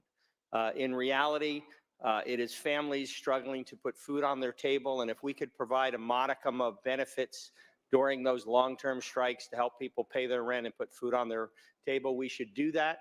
And this bill got off the Senate floor last year with 27 votes, and I respectfully ask for an aye vote today to provide a modicum of certainty and benefit to those striking families and those striking workers. Thank you. Thank you, Senator Portantino. I see mics up from Senator Ciarto and Senator Dali. Senator Ciarto. Thank you, Mr. President. Our current UI debt is $21 billion. This time of the year, it goes up as our unemployment has gone up. 5.3 is the last number. And we just had to move $100 million away from the workforce development, or that's being proposed that we're going to move $100 million from workplace development. And part of those programs, $10 million for women in the workplace, in construction program, going away. We're going to eliminate it so that we could make the additional interest payment on the UI debt as it stands today by itself. It's $500 million. That's how much our UI debt is. And the reason that UI debt is $500 million is because instead of taking the $46.8 billion that the federal government gave us 2 years ago to whittle down some of those costs, we didn't use it to pay off our UI debt. Our debt is increasing every day. This is a nice thought for people that want to, that voluntarily decide not to work, but we can't afford it. Just like a lot of other of our nice thoughts. We simply can't afford this. Members, I urge you to vote no on this. Senator Dali. Thank you, Mr. President. Members, I too, as a business owner, rise in opposition. Hey, there's nothing sexy about running a business in California. This is the most horrible state in the union to do business. This basically incentivizes workers to not work and negotiate for higher pay, more time off, you name it. There's a good reason that one of the most liberal governors in this nation vetoed this bill, because this is a bad bill. I urge a no vote on behalf of all the small business owners and people in California that actually employ people. Thank you, Senator. Senator Alvarado Gil. Thank you, Mr. President. I rise today to share a little bit of feedback on this bill. So I've been struggling with this bill for quite some time, including voting no on a similar measure last year, sharing many of concerns around the UI fund, as well as others. And I've been sharing these concerns with my colleagues and have now brought it into the district. And Since then, I've had a handful of good faith conversations with our local labor leaders and rank and file members of the North Valley Labor Federation. I've also heard from my constituents in the Central Valley who continue to express support and solidarity on this bill. So although I continue to struggle, I want to share my support, and I'm willing to give this bill an opportunity to leave our House and continue in the process.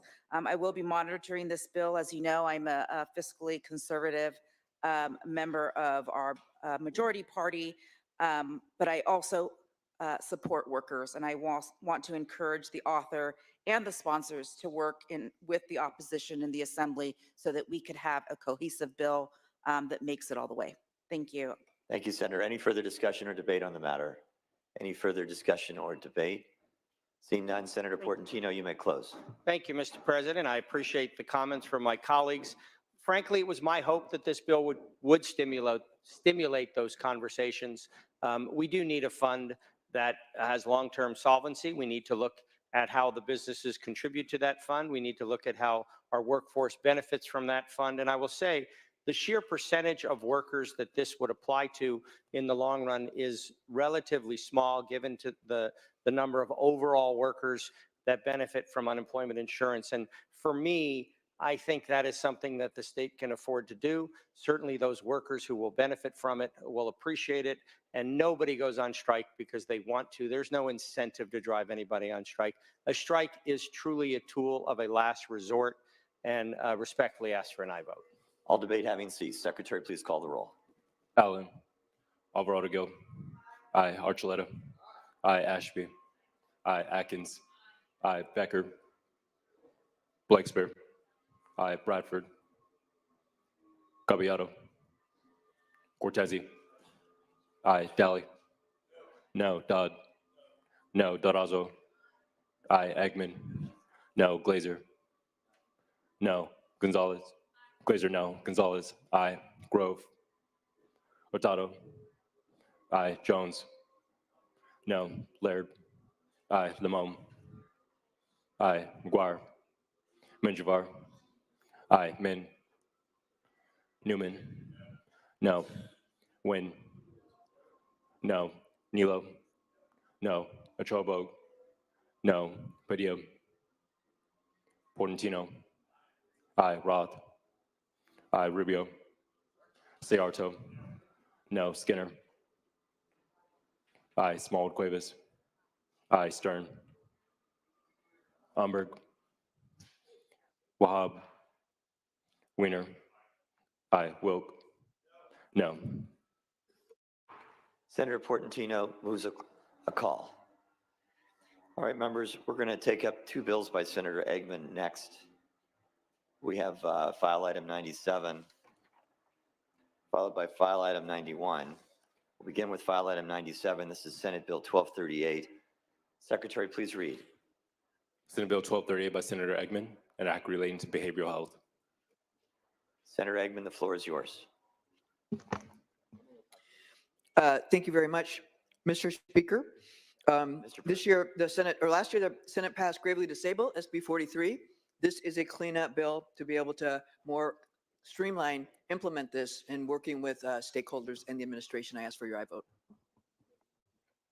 All right, any discussion or debate on this measure? Any discussion or debate? Seeing none, Secretary, please call the roll. Allen.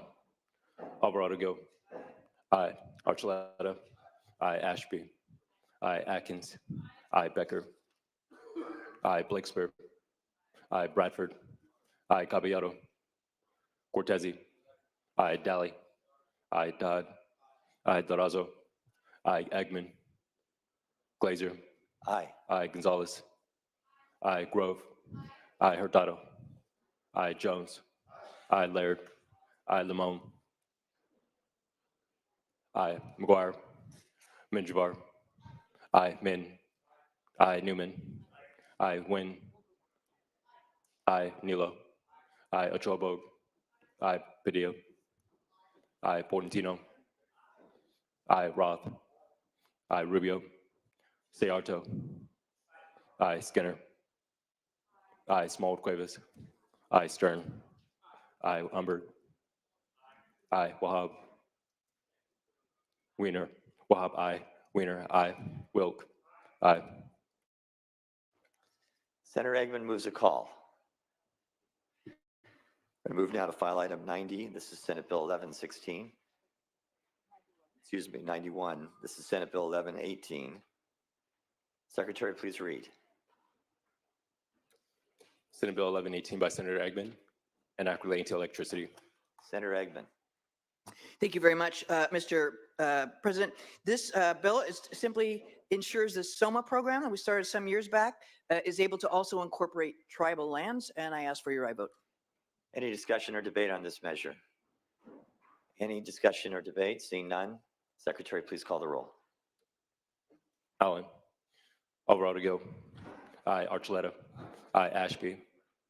Aye. Atkins. Aye. Becker. Aye. Blakespear. Aye. Bradford. Caballero. Aye. Bradford. Aye. Cortese. Aye. Daly. Dodd. Aye. Durazo. Aye. Eggman. Aye. Glazer. Aye. Gonzalez. Aye. Grove. Hurtado. Aye. Jones.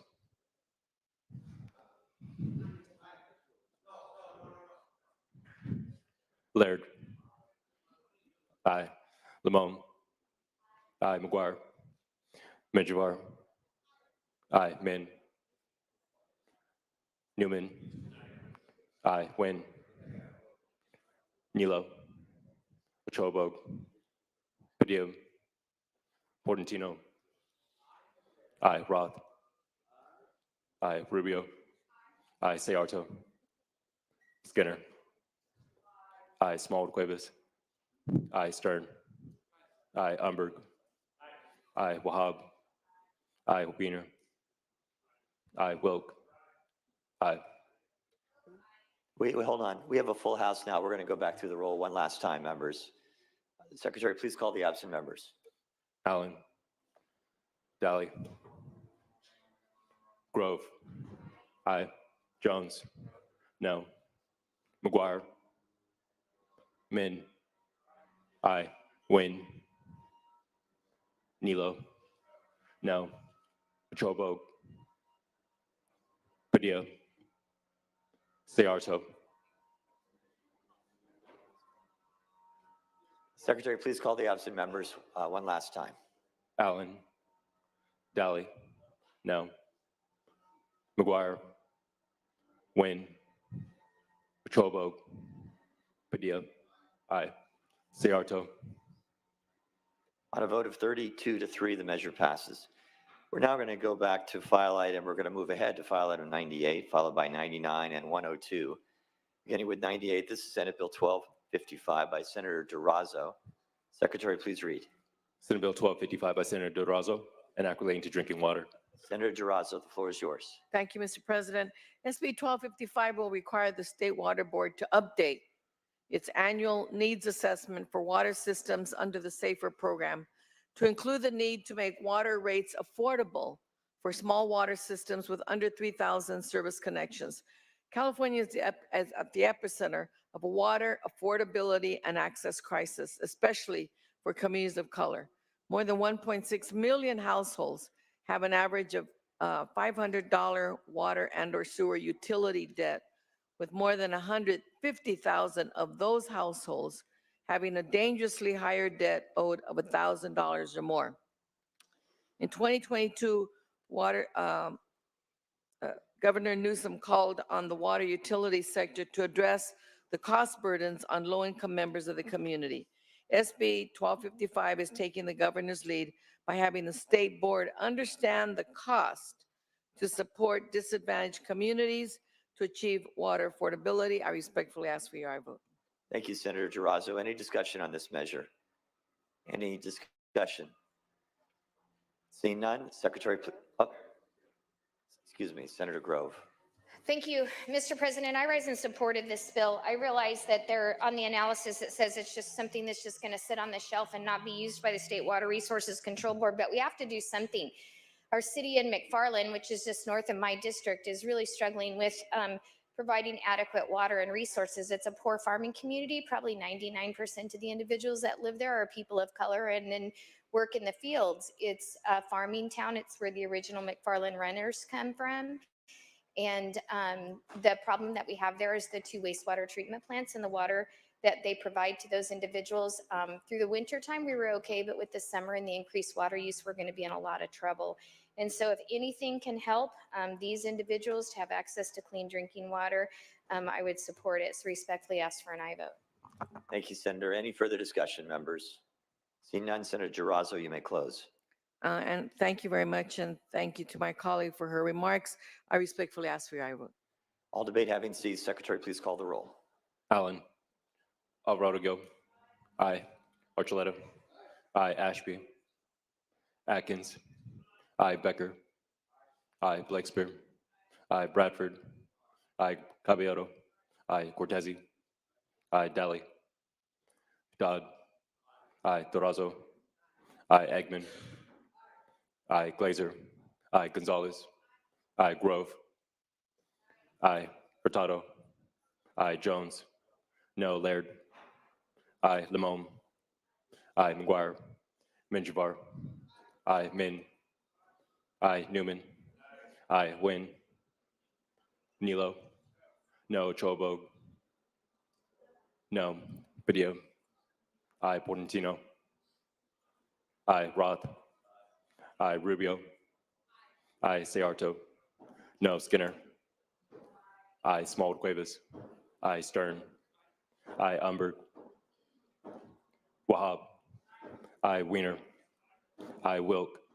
Aye.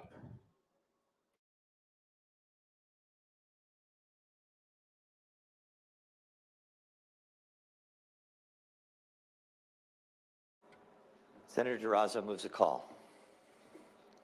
We're going to move now to file item 99. This is Senate Bill 1289 by Senator Roth.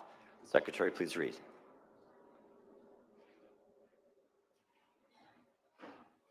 Senate Bill 1289 by Senator Roth, an act relating to Medi-Cal. Senator Roth.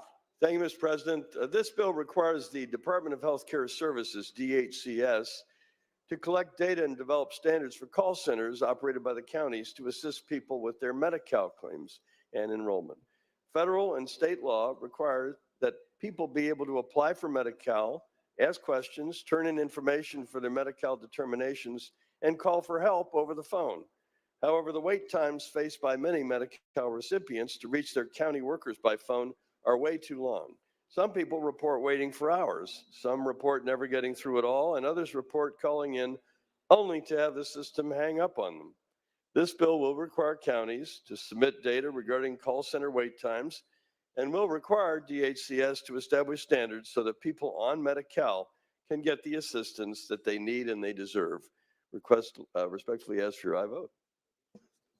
Any further discussion on this measure? Any further discussion? Seeing none, Secretary, please call the roll. Allen. Alvarado. Aye. Archuleta. Aye. Ashby. Aye. Atkins. Aye. Becker. Aye. Blakespear. Aye. Bradford. Aye. Caballero. Aye. Cortese. Aye. Daly. Aye. Dodd. Aye. Durazo. Eggman. Aye. Glazer. Aye. Gonzalez. Aye. Grove. Aye. Hurtado. Aye. Jones. Aye. Laird. Aye. Limon. Aye. McGuire. Minjavar. Aye. Min. Aye. Newman.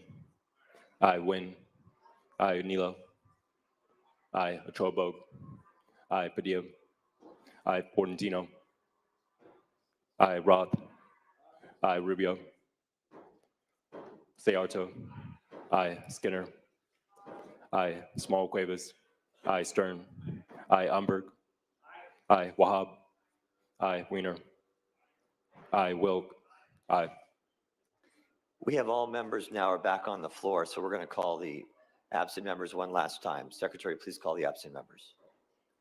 Allen. Durazo. Aye. McGuire. Rubio. Aye. On a vote of 38-0, the measure passes.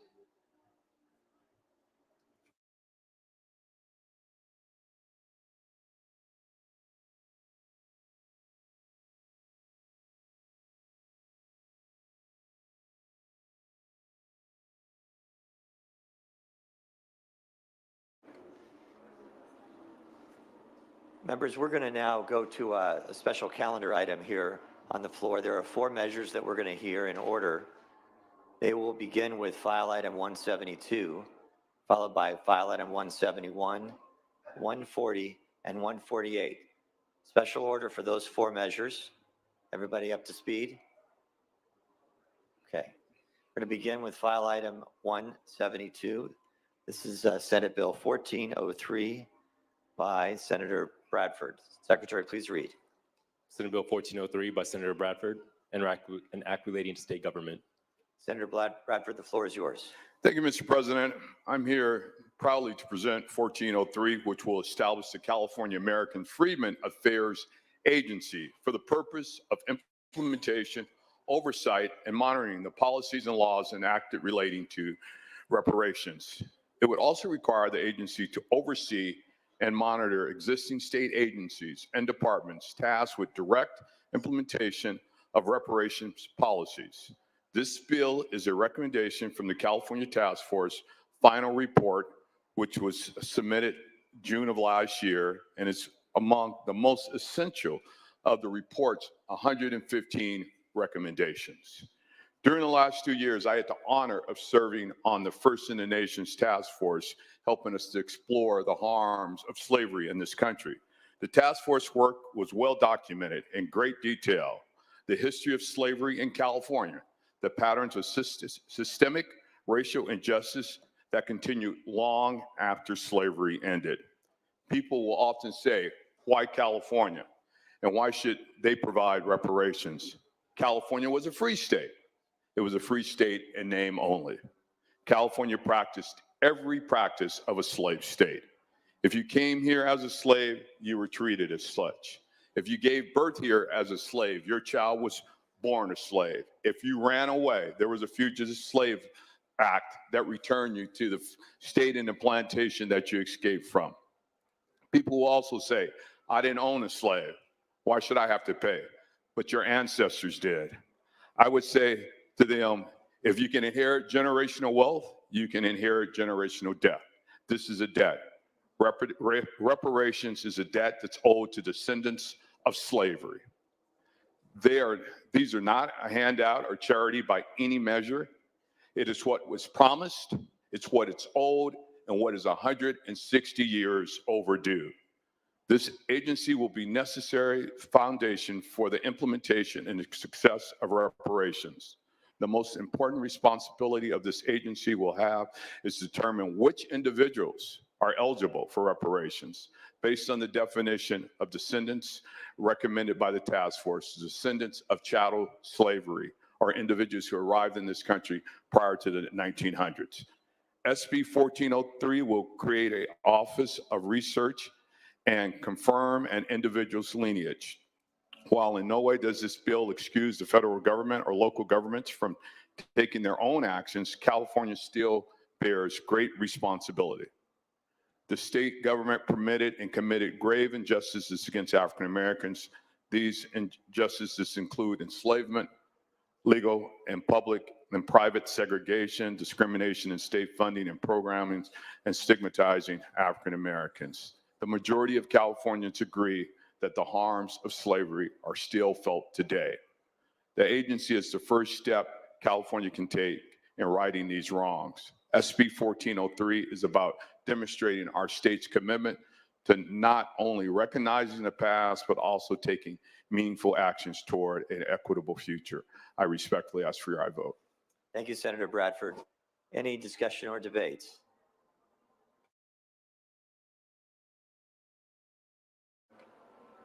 Seeing no microphones up, Secretary, please call the roll. Allen. Alvarado Gil. Aye. Archuleta. Aye. Ashby. Aye. Atkins. Aye. Becker. Aye. Blakespear. Aye. Bradford. Aye. Caballero. Aye. Cortese. Aye. Daly. No. Dodd. Aye. Dorazo. Aye. Eggman. Aye. Glazer. Aye. Gonzalez. Aye. Grove. No. Hurtado. Aye. Jones. No. Laird. Aye. Limon. Aye. McGuire. Aye. Minjavar. Min. Newman. Aye. Nguyen. No. Nilo. No. Chobo. No. Padilla. Aye. Portantino. Aye. Roth. Aye. Rubio. Aye. Sayarto. No. Skinner. Aye. Small Cuevas. Aye. Stern. Aye. Umberg. Aye. Wahab. Aye. Wiener. Aye. Wilk. Please call the absent members. Allen. Minjavar. Aye. Min. Wilk. On a vote of 30 to 7, the measure passes. We're going to move next to file item 171. This is Senate Bill 1331, also by Senator Bradford. Secretary, please read.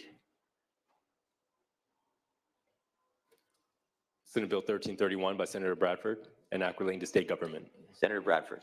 Thank you, Mr. President. This is a follow-up. The cost of reparations will be high, but so is the harm to African Americans in this country. The harm and the disparities it created continues to this very day. I've had the privilege of serving again in the legislature for the last 14 years, and we have voted on dozens of bills about wage theft. There has been 250 years of wage thefts for African Americans who were slaves in this country. The harm of this wage theft still exists today. How will California pay for reparations? SB 1331 would establish a fund for reparations and reparative justice and authorize it to receive grants from federal, state, local, and private entities.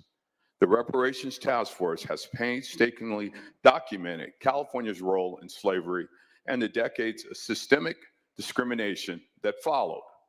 People can choose to ignore it. They can be uncomfortable with our history, but they cannot deny the truth. Now's the time to face it, to own up to the debt that is owed, to right the historic wrongs, to restore and repair damage that has been done. With this, I respectfully ask for I vote for SB 1331. Thank you, Senator Bradford. Senator Skinner.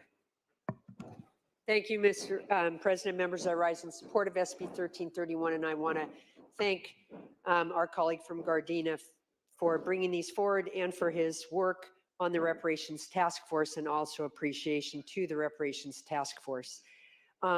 While as a country or a state, we have not been all that good about reparations for a variety of populations that deserve such. I had the good fortune to, when I was on the Berkeley City Council, to be part of an effort and for our city to pass where we provided reparations to all of the Japanese Americans who had worked for either the city of Berkeley or the Berkeley Unified School District and then were interned. And so we provided them their back wages for the time for which they were interned.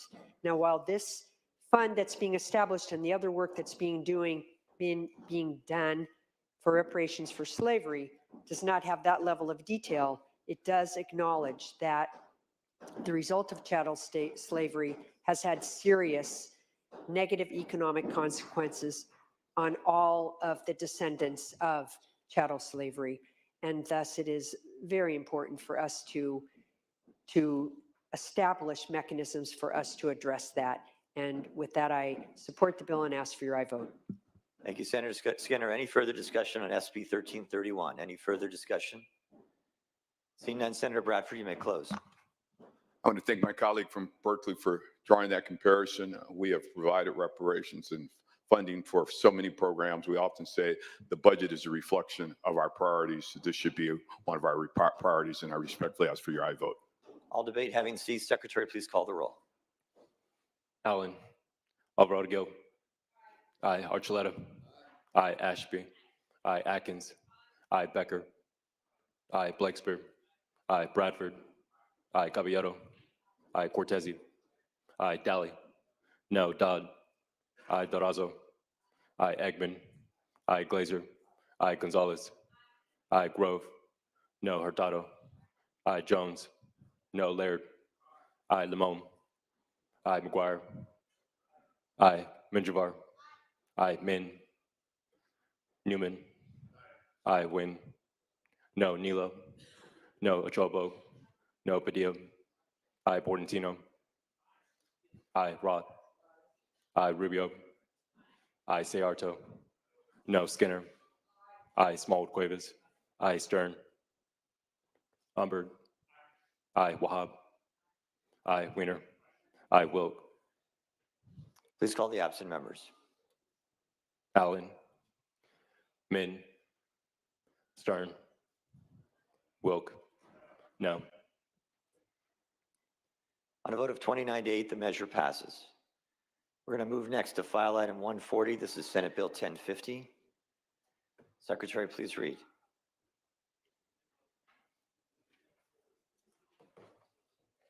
Senate Bill 1050 by Senator Bradford, an act relating to state government.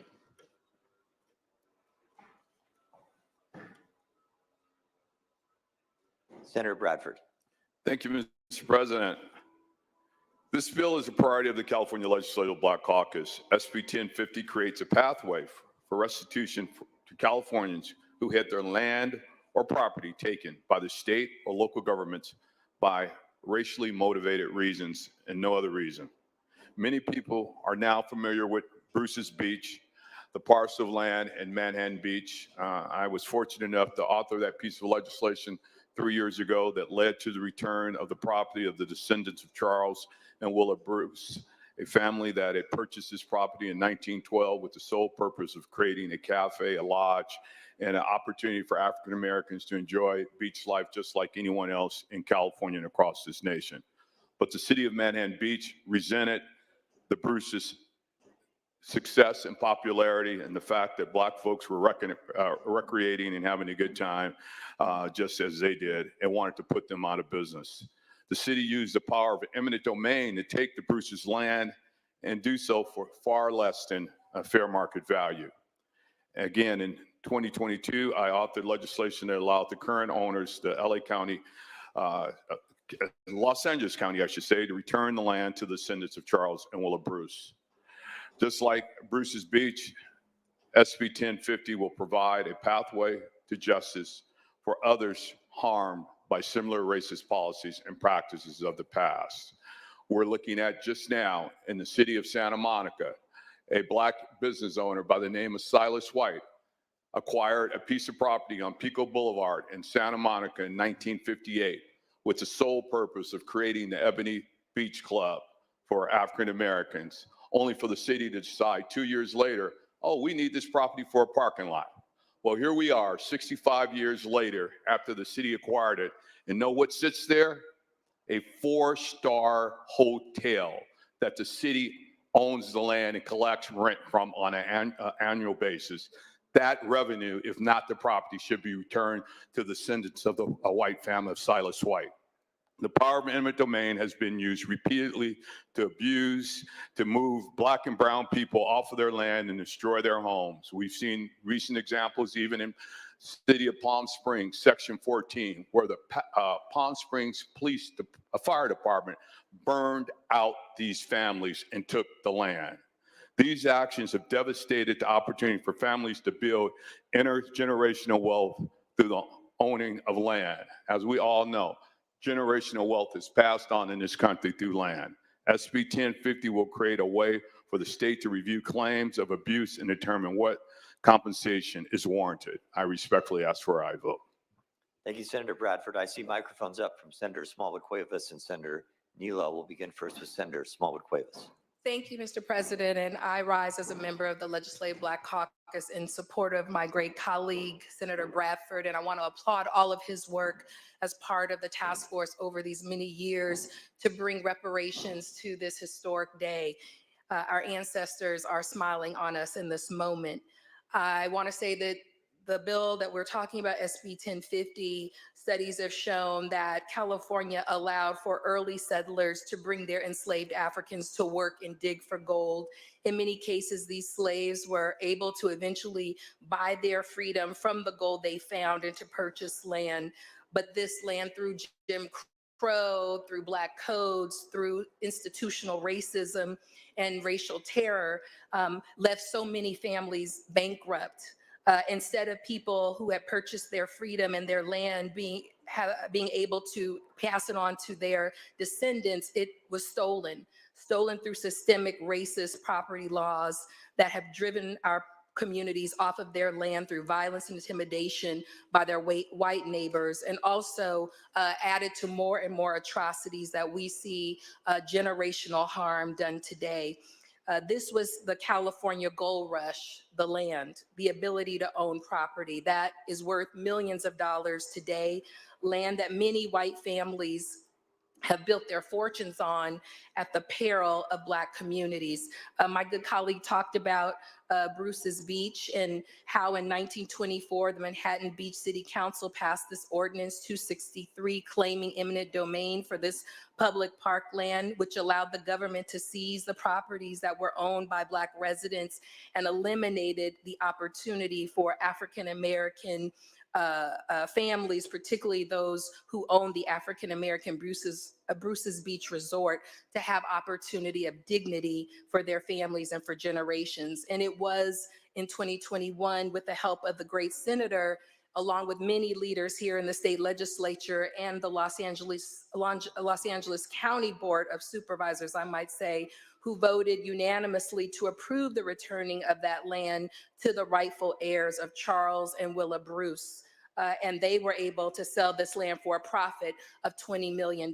This is just one story of countless others of families who have lost wealth. And this bill is really about how do we restore Black California and restore all of California in the process. And with that, I respectfully ask for your aye vote. Thank you, Senator. Senator Nilo. Thank you, Mr. President. I rise to support the principle of this bill. As I discussed in committee with my colleague from Gardenia, that when I first saw this bill, it made good sense to me to restore any injustice of property that was taken from anybody motivated at least partially by racial issues, particularly if undercompensated. But the concern I have with this bill is it makes it the responsibility of the state. The injustice of Manhattan Beach under this bill would be paid for by the taxpayers of Los Angeles, San Diego, Fresno, San Francisco, Modoc County, not directly by the entity that created the injustice in the first place.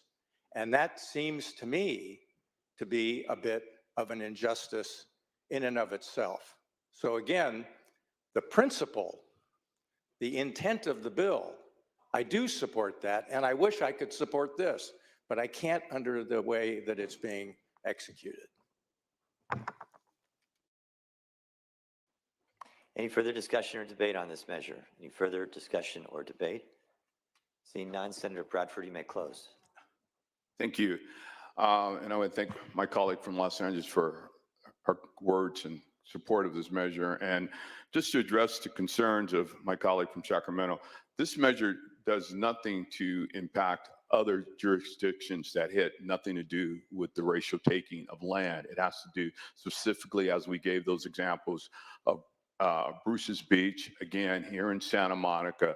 We can look back in Julian and San Diego County and on and on. It's hundreds, if not thousands of examples. And if the opportunity presents itself uniquely like we saw in Manhattan Beach to return or compensate those families on property that's still controlled either by a local entity or state entity or federal entity, that's what this measure will do. Simply, it's not taking it from private people who might own it now, because sadly to state, most of that property that is taken from African Americans, they're freeways and roads now. Believe me. You talk about Sugar Hill on the west side of LA, one of the most prominent African American neighborhoods in this country, a freeway goes through it today. You talk about the 105 freeway that goes in the middle of my district. I took music lessons from a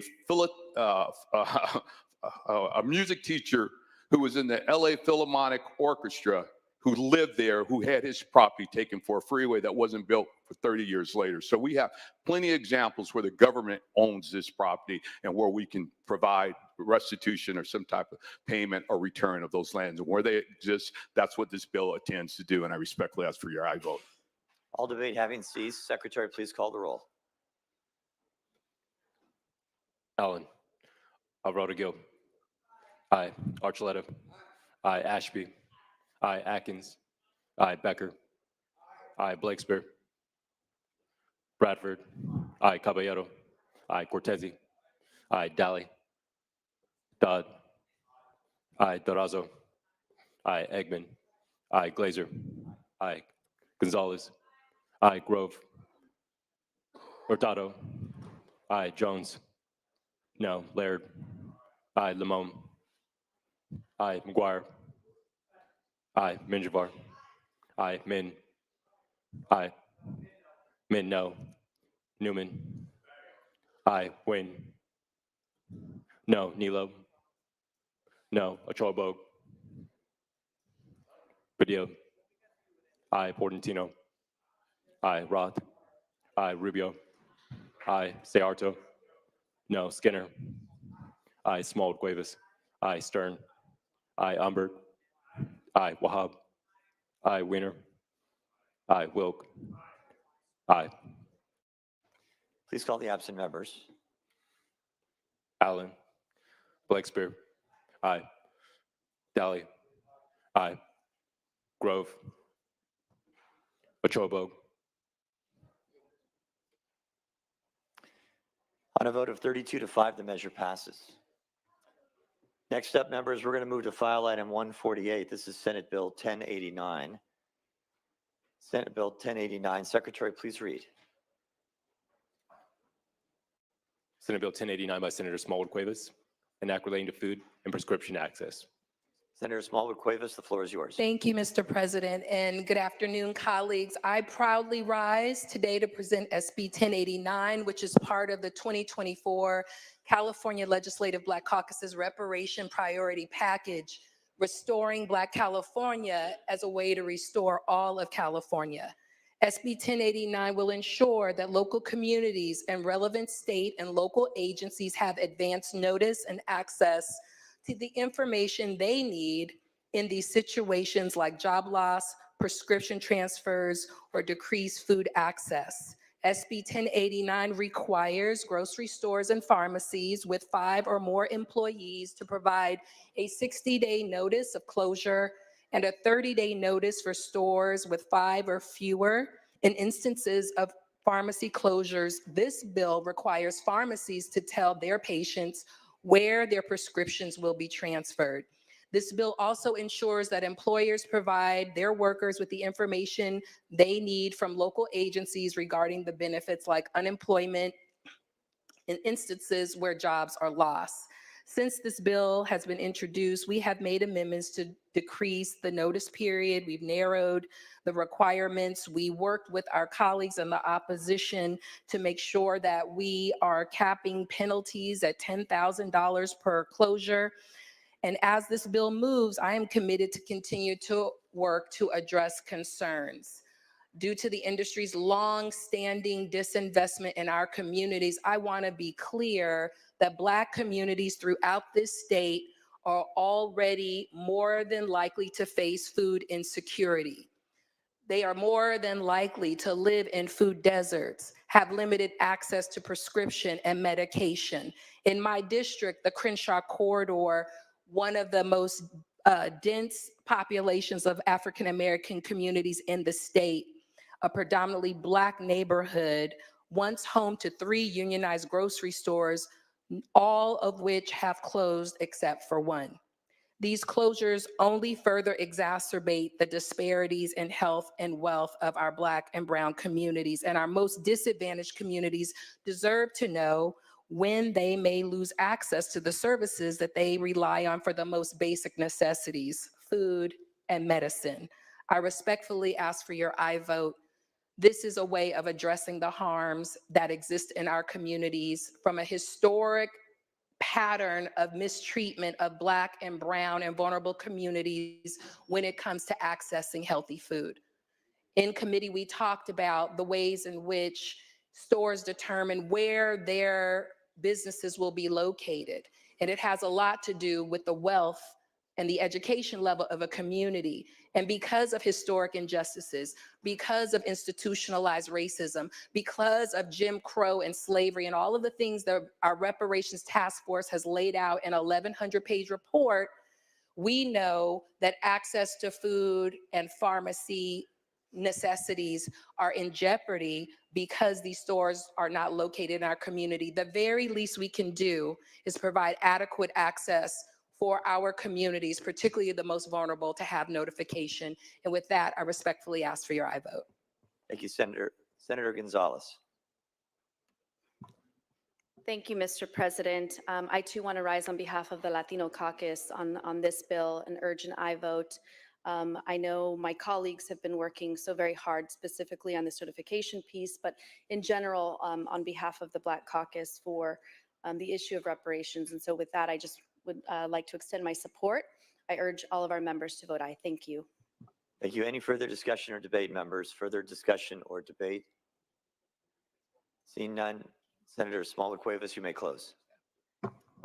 I want to thank my good colleague from Long Beach for her comments, and this is an opportunity for us to act for the grievances of the past and to repair the harm in our most vulnerable communities. And certainly notification of lack of access to food and medicine is something that this Senate can do today.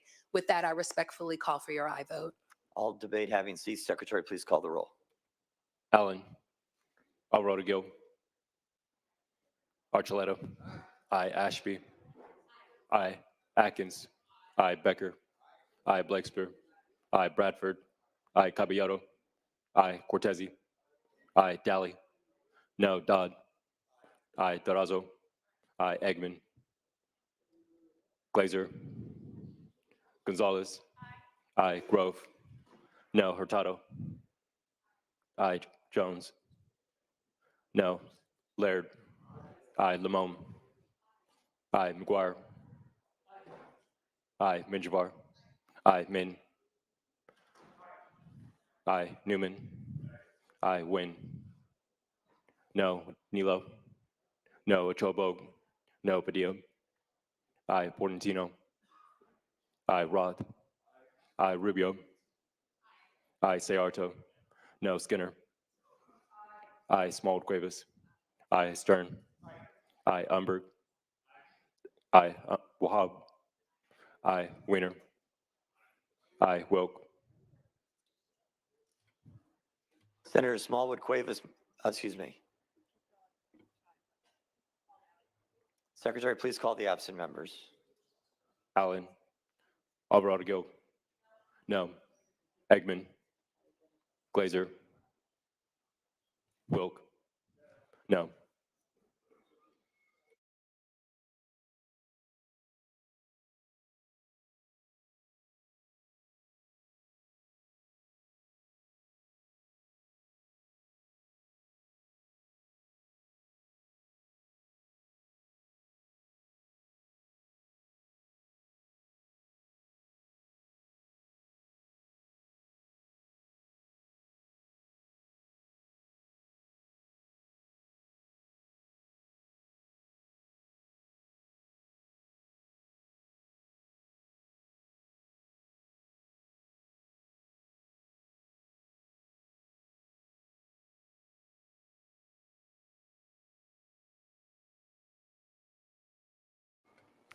Secretary, please call the absent members. Allen. Eggman. Aye. Glazer. On a vote of 29-9, the measure carries. The measure passes, excuse me. Members, we're going to now move back to under motions and resolutions.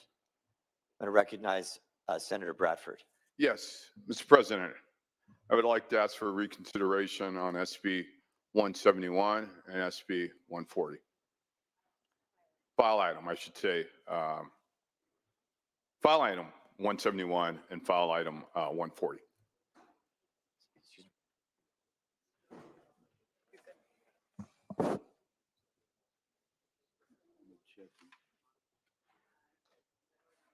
All right, members, Senator Bradford is asked to reconsider file items 171. Yeah. But we're going to take them one at a time. So Senator Bradford's asking for a reconsideration on file item 171. This is SB 1331. Is there any objection to reconsideration? Seeing no objections, we're going to now call on a vote of 39-0.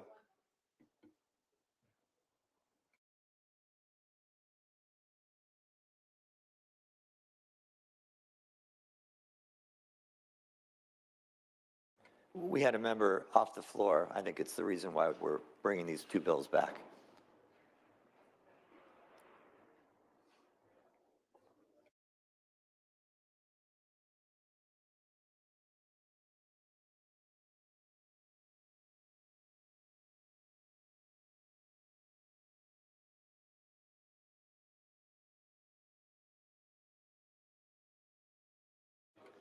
All right, so let me just repeat so everybody's up to speed. Senator, under motions and resolutions, Senator Bradford is asking that we reconsider file item 171. That's SB 1331. I'm asking it without objection. Without objection, that's a 39-0. Now we're going to call the roll on that item. This is file item 171. Secretary, please open the roll. Allen. Alvarado Gil. Aye. Archuleta. Aye. Ashby. Atkins. Aye. Becker. Aye. Blakespear. Aye. Bradford. Aye. Caballero. Aye. Cortese. Daly. Dodd. Aye. Durazo. Aye. Eggman. Aye. Glazer. Aye. Gonzalez. Aye. Grove. Hurtado. Aye. Jones. No. Laird. Aye. Limon. Aye. McGuire. Aye. Minjavar. Aye. Min. Newman. Aye. Wayne. No. Nilo. No. Achobo. No. Padilla. Aye. Portantino. Aye. Roth. Aye. Rubio. Aye. Sayarto. No. Skinner. Aye. Small Cuevas. Aye. Stern. Aye. Umberg. Aye. Wahab. Aye. Wiener. Aye. Wilk. Please call the absent members. Allen. Ashby. Aye. Cortese. Aye. Daly. No. Grove. No. Min. Wilk.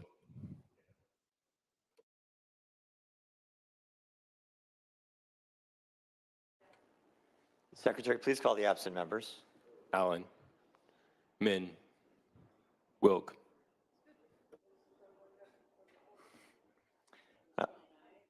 On a vote of 30-7, the measure passes. Senator Bradford has also risen under motions and resolutions, asked that we reconsider file item 140. This is Senate Bill 1050. Without objection, seeing no objection, that's ayes 39, no 0. So we're now, got it. So we're now going to, a moment, call up file item 140 for another vote on the main motion, on the main resolution, on the main measure. Excuse me, we'll get it right the third time.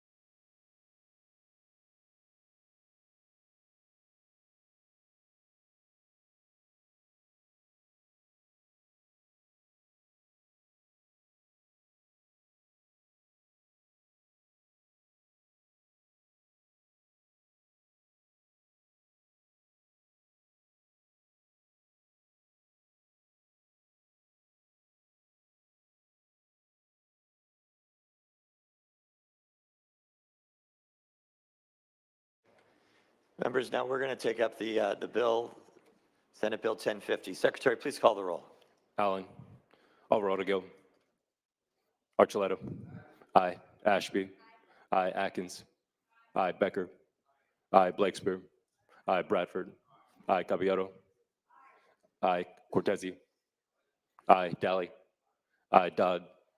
Aye. Durazo. Aye. Eggman. Aye. Glazer. Aye. Gonzalez. Aye. Grove. Aye. Hurtado. Aye. Jones. No. Laird. Aye. Limon. Aye. McGuire. Aye. Minjavar. Aye. Min. Newman. Aye. Wynn. No. Nilo. No. Chobo. Padilla. Aye. Portantino. Aye. Roth. Aye. Rubio. Aye. Sayarto. No. Skinner. Aye. Montal Cuevas. Aye. Stern. Aye. Umberg. Aye. Wahab. Aye. Wiener. Aye. Wilk.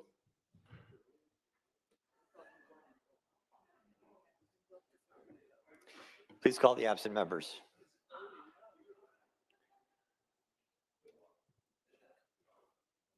Secretary, please call the absent members.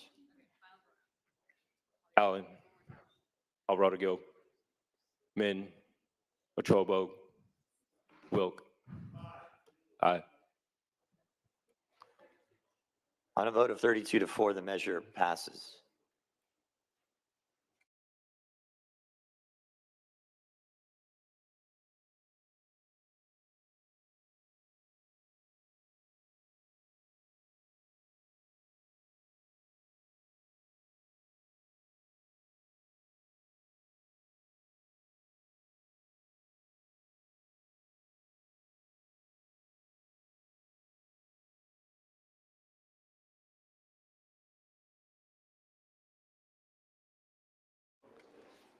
Members, thank you for your patience today. We're going to move to file item 185. File 185. This is Senate Bill 1380 by Senator Dodd. Secretary, please read the measure. Senate Bill 1380 by Senator Dodd, an act relating to charter schools. Senator Dodd. Thank you, Mr. President. Members, SB 1380 is first and foremost about the fiscal responsibility and stability of our California public schools. The bill helps protect school districts against insolvency when evaluating petitions only for new charter schools. Amendments taken in appropriations significantly narrow the bill and focus on districts that are truly in financial distress, adding an additional independent certification that approving a new charter for these districts would harm their budget. So an independent certification that would be needed there. Existing law immediately removes the ability of school districts exiting receivership to consider the impact of a new charter school, even when approving the school would result in the district being pulled back into receivership. There's a 5-year period after exiting receivership where there's additional requirements on school districts to demonstrate stable finances. And this bill simply mirrors that by allowing districts to consider the financial impact of a new charter school. This ability is further limited by the requirement that the superintendent, in consultation with the county's independent fiscal crisis and management assistance team, certify that approving the charter would result in qualified or negative interim budget. So that kind of takes out the politics on a school board because it has to be approved by an independent fiscal crisis and management assistance team. Lastly, the bill authorizes fiscally distressed districts who have closed or consolidated schools within the 5 fiscal years immediately preceding the submission of a petition for a new charter to consider the fiscal impact of the county's fiscal crisis team certifies approving the charter would result in a qualified or negative interim budget. Amendments addressed assertions that the bill was overly broad and made clear that the provisions only apply to new charter petitions and not renewals. Can I repeat that? This bill only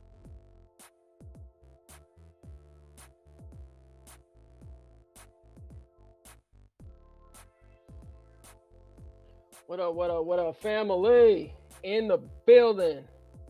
Woo! What a historic day. Somebody let me know if y'all can hear me, please, before I just start rambling here.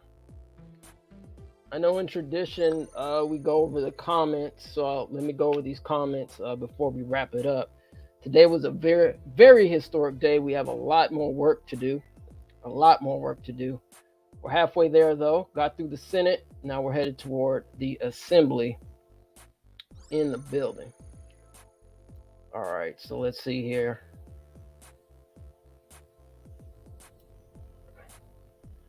Yes, loud and clear. All right, cool. Appreciate everyone for showing up. Man, I remember, shout out to Maureen Simmons, who presented this bill called AB 3021 to the great Secretary of State, Dr. Shirley Weber. I remember my fellow comrades, even before AB 3121 was made into existence, how we were there when we watched Governor Gavin Newsom sign that bill to study reparations, also known as the California Reparations Task Force. So thank you everyone for your energy, your time.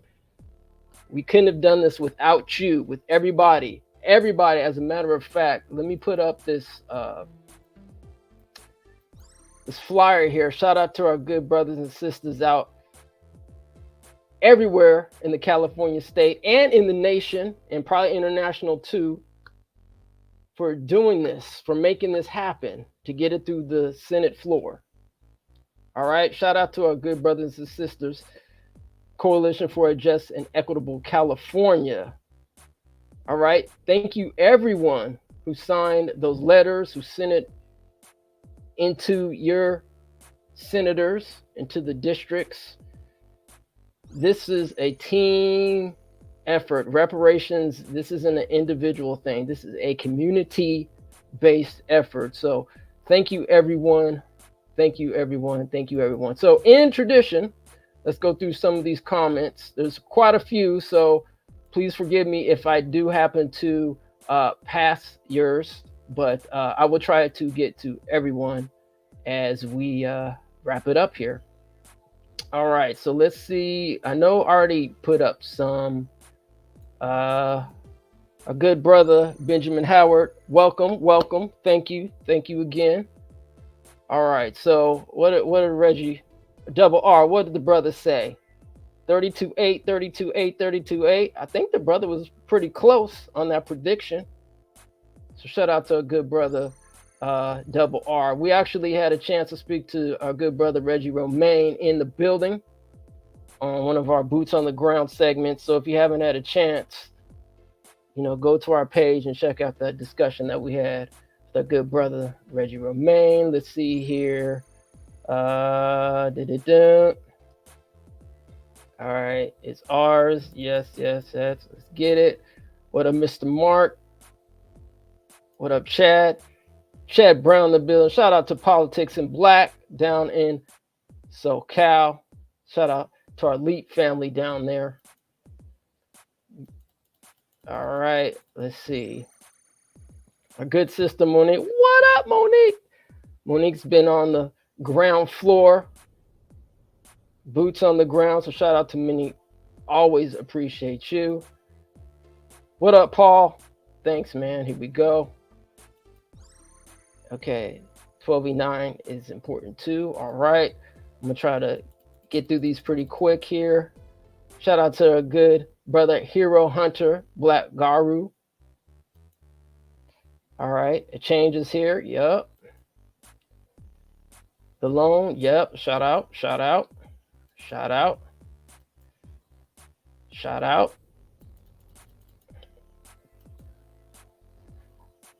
What up, Sharice? How you doing in the building? We actually had a chance to talk about the 1866 treaty.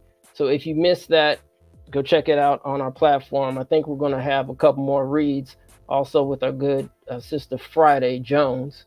So yeah, so definitely don't miss that one. You don't want to miss that. Amen and it's holy name. All right.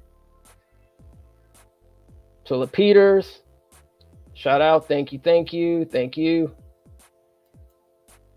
All right. I guess this was at the time the votes were going through. What up, Chris? Chris Lawson in the building. One of the brothers who I definitely need to give a shout out to. This is my comrade, my good brother Chris Lawson in the building. Man, oh my gosh, we got stories. We got battle wound stories. Shout out to my good brother Chris Lawson, one of the leading organizers for Coalition for a Just and Equitable California. This man puts in so much work. I would say, man, he's probably the hardest working man outside of James Brown for reparations. So shout out to Chris, man. Yep, I see you, Chad. Yep. And yep. Those were the culprits. All right. Yep. Here we go. Here we go. Yeah, this is what we do, man. Like, I know sometimes people are like, oh, well, nah, man, I got to do this. This is tradition. We got to go through the comments, man. This is what it's about, man. This is community. All right, yeah, we did it. Oh, sure.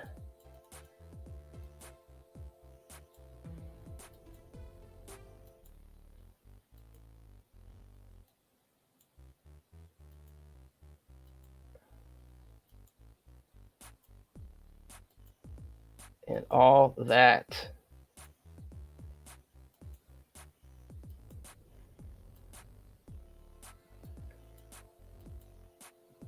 And once again, shout out to Maureen Simmons for approaching California Secretary of State Dr. Shirley Weber for putting forth AB 3021.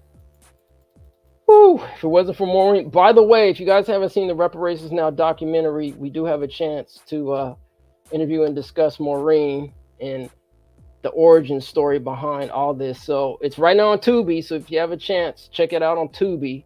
Right, it's for free, or you can go to reparationsnowdoc.com. You can support us there. We have some behind-the-scenes footage. But if you want to see the theatrical release, check it out right there. And thanks, Stress Lab. Appreciate you, man. Thanks for becoming a member. Really appreciate that. Really appreciate that. Yeah, we're gonna have some like behind-the-scenes and community listening sessions that we actually go throughout the community. That we're actually going to be posting. So we're actually not going to be putting those available for the public consumption. So if you do become a member, you can actually see some of those community listening sessions if you become a member, because there's some good information out in there, but there's some information that's kind of, you know, more, how can I say? I don't want to say it's necessarily private because these are still public forums, but it's still good information pretty much just for the family. So if you guys want to become a member, check it out there. But you know, we're gonna definitely put stuff up as always. Once again, shout out to good brother Chris. Yep. What up, Ronnie Lynn? As always, thank you. You've been on the ground floor as well. Thank you for showing up. Yeah, you know, I was calling the senator's name. I think it was Dale, but I think it's Daly. Daly? Daly? I don't know. Something. Anyway. Let's go through some of these. Yep. Man, Monique, aren't we all?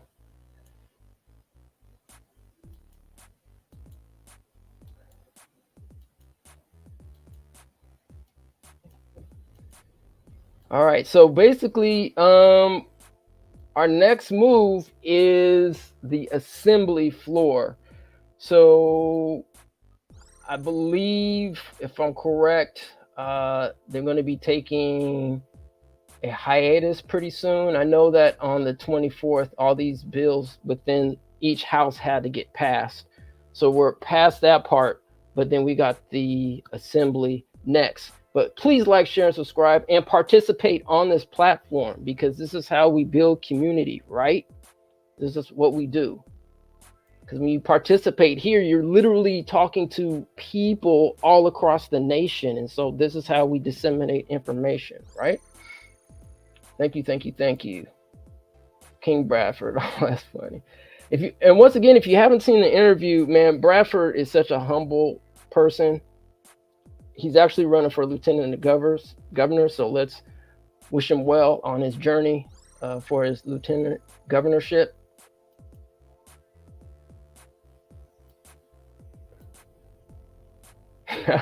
That's funny.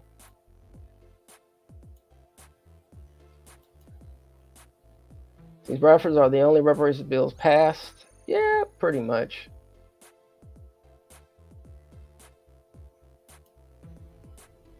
All right. So I'm gonna. My good sister Kim, what's up in the building? Yeah, Nielo, he always got something to say. My partner in crime, what up, Kim?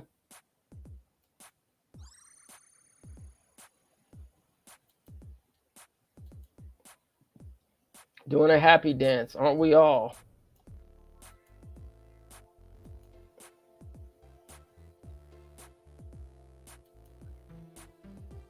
Absolutely.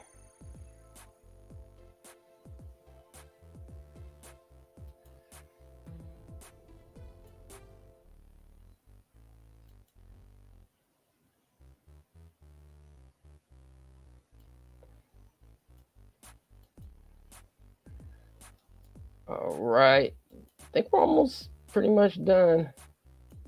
Make sure we're jotting down the people voted against the bill. What's in record, family? If you need to jot it down, jot it down. I know, right? I believe that was a nice way of saying he opposes.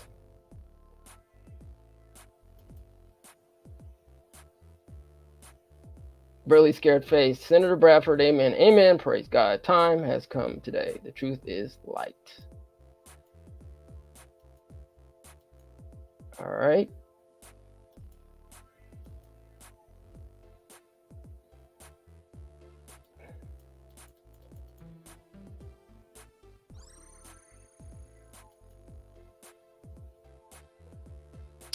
And you know, gotta give a shout out to my good queen, the queen, I should say, or one of the many queens that we have.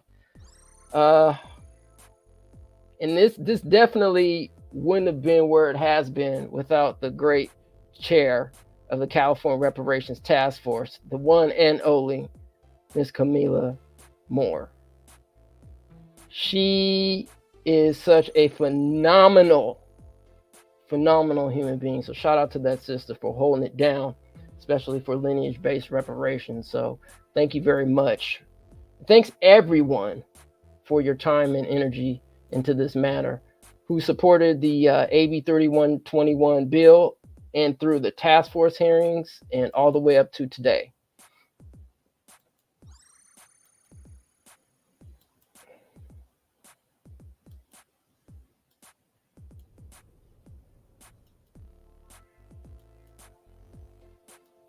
Yep, now come on, assembly. I don't know, I think I'm gonna have to talk to my partners to see if we're gonna have a show this Sunday just to do a wrap up on what happened. Speaking of Camila Moore, in the building, salute. Thank you for Senator Bradford, Secretary Weber, the California Reparations Task Force, and the grassroots CJEC and ETM media. Thank you, thank you, thank you.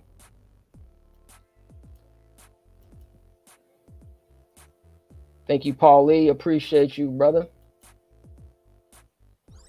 Absolutely. Double R, let's do it again. Thank you, Senator Bradford, for spearheading much needed bills. We appreciate your bravery. Woo! Talking about being brave. All right.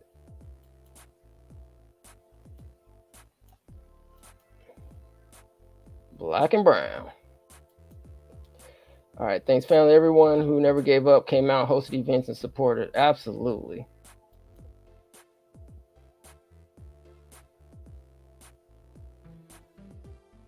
Broadway, Manchester is a food desert. Southeast Neighborhood Council, yep.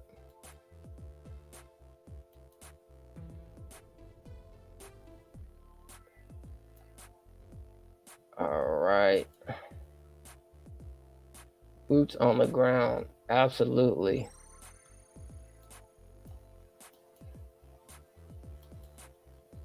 We still got more work to do. Absolutely. Not over. Might sound good for Jay's gonna come. Word. All right. Ain't no stopping.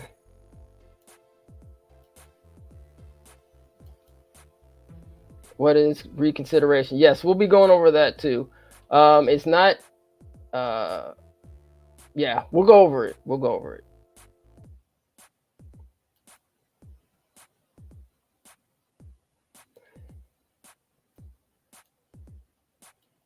Because, yeah, actually, reconsideration, this is actually the first time I've seen a reconsideration like this. So I just want to make sure that we just have all the terminology correct. But, yeah, we'll definitely go over reconsideration, family.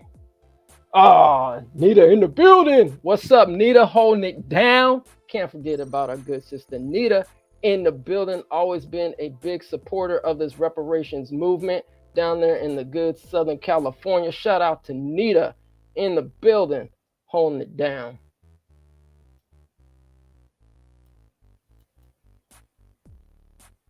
All right. What up, Friday? Once again, Friday Jones in the building. Yes, I believe, hopefully, Sharice, Friday, maybe myself, and hopefully we get some more people to read the 1866 treaty, or at least some of the backstory that's going on with the treaty. Brother Ali Bey, what's up in the building? Ali Bey's been down from the underground. What's up? What's up? What's up? All right, Cali Shay, word. Marine, heck yeah, in the building. Thank you, Camila. Love you, sister. All right, here we go.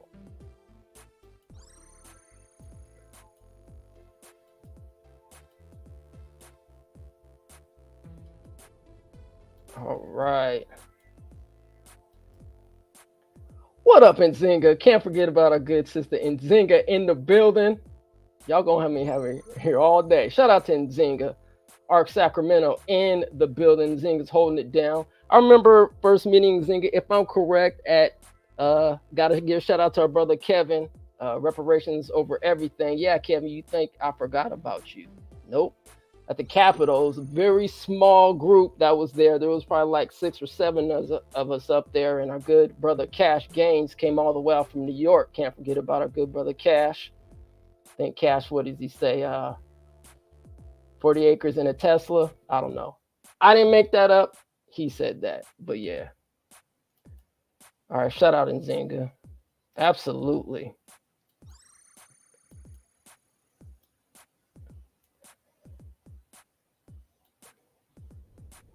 So goes California, so goes the nation. Facts. Shout out to brother. Yeah, I remember Red. Man, I remember Reggie, man. When the brother first showed up on the scenes at the California Reparations Task Force, man, that brother came on fire. He was like, give me that land, boy. Give me that land. Cash and land.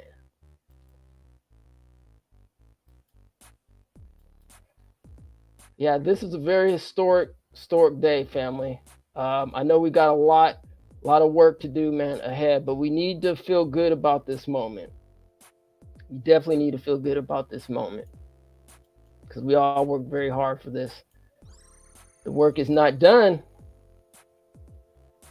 Our ancestors are very proud of us right now, so thank you. Absolutely.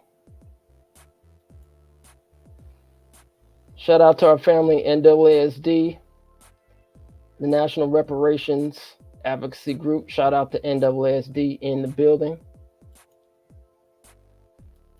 You know, family, we got to get our flowers where we got to give our flowers now. You know what I'm saying?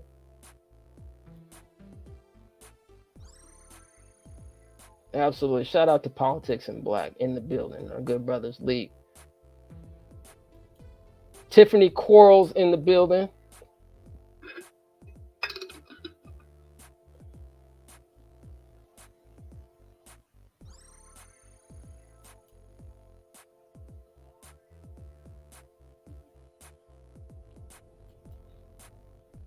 What up, moms? Harcha, thank you very much. And I must say, man, I couldn't have done this out like many of us without our parents, man. So shout out to moms, pops in the building. Love y'all much. Love y'all much. Before we go, I want to let you know that we will be doing a follow-up on this journey, but we're actually going to be doing a read. If people have not read this bill, AB 106, where is the money? All right. Please like, share, and subscribe. We're actually going to be doing a read on this bill, AB 106. I'm going to put it in the chat because this bill is very important. We need to see where this money is going because there's a lot of money that's been allocated in this bill. And yeah, we just got to see where it's at. I know we briefly looked over it, Darlene and myself. How can I forget about Miss Darlene Crumity in the building? Shout out to Darlene. Woo, talking about Darlene being in the building, man, she is a rider. Sister is a super rider, man, from the get-go. But yeah, we're going to go over this bill. It's a pretty lengthy bill. But, you know, this is what we do. We read stuff. We try to get educated. We got to know where this money is going. We got to know where we can get this money to allocate to our community, to our resources that we absolutely need, in addition to reparations, right? So, yeah, so check back. And we're going to give everyone an update of where we're at in terms of the status and the next steps. But definitely we're going to be reading this bill in the interim while things are going on with the assembly. Whew, man, what an historic day. But yes, if you haven't had a chance, I even recommend, if you can, just read AB 106 on your own time while we're going through it and thumbing through it. Y'all just don't realize, I mean, they're talking about a budget deficit. I mean, California being the 5th largest economy in the world. Y'all need to read this bill, see who's getting what money in your city and who's getting it. So let's just be more astute and just aware. All right, family. So once again, thank you very much for coming through. As always, we might do a show this Sunday. I don't know, maybe or not. But regardless, we will let everybody know. Maybe we'll put something up on our community page or our Twitter page to let everybody know. Woo! What a day, family. Anyway, salute to you. As always, be safe. Be blessed. Take care of you and your family. And on that grand note, congratulations. We're halfway there, family, with these 3 bills. Whew. All right, y'all. Peace and reparations. The way it currently stands, forced labor, slavery takes precedence over rehabilitation and public safety. Oh, by the way, while the Biden administration gives reparations to everyone but free people, look at the billions he has run over to Ukraine. We don't have black grocery stores. Because if you think about it now, just to get in that supply chain, it's almost unheard of. They don't want the truth to get out. Okay? I don't want to know what my family did or what all these people did and all this stuff like that. Okay? You read that 500-page report. There's this thing called white superiority and black inferiority. That mindset allows all of the behaviors that we've seen across generations, allows for the construction of these policies and practices and systems and structures that continue to oppress us. This is not a handout.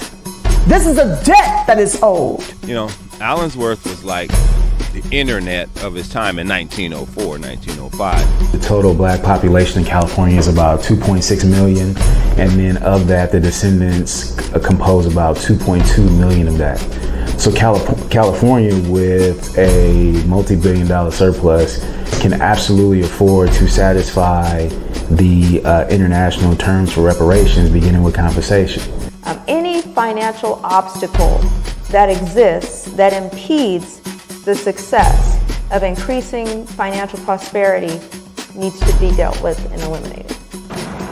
No matter where we've been, no matter what part of this fight we've been in, we've been harmed, and we've had harm done to us specifically. When I got to Los Angeles, this was some of the worst segregation I'd ever seen. And remember, I'm telling you, I'm from Mississippi. Because as you can see, I'm giving you broken history right now, you know? But I had to give it to you guys today. I said, no, I got to show them this because it's so precious and nobody really knows about it. Black people don't have that kind of luxury. Our historically black communities have been redistricted multiple times.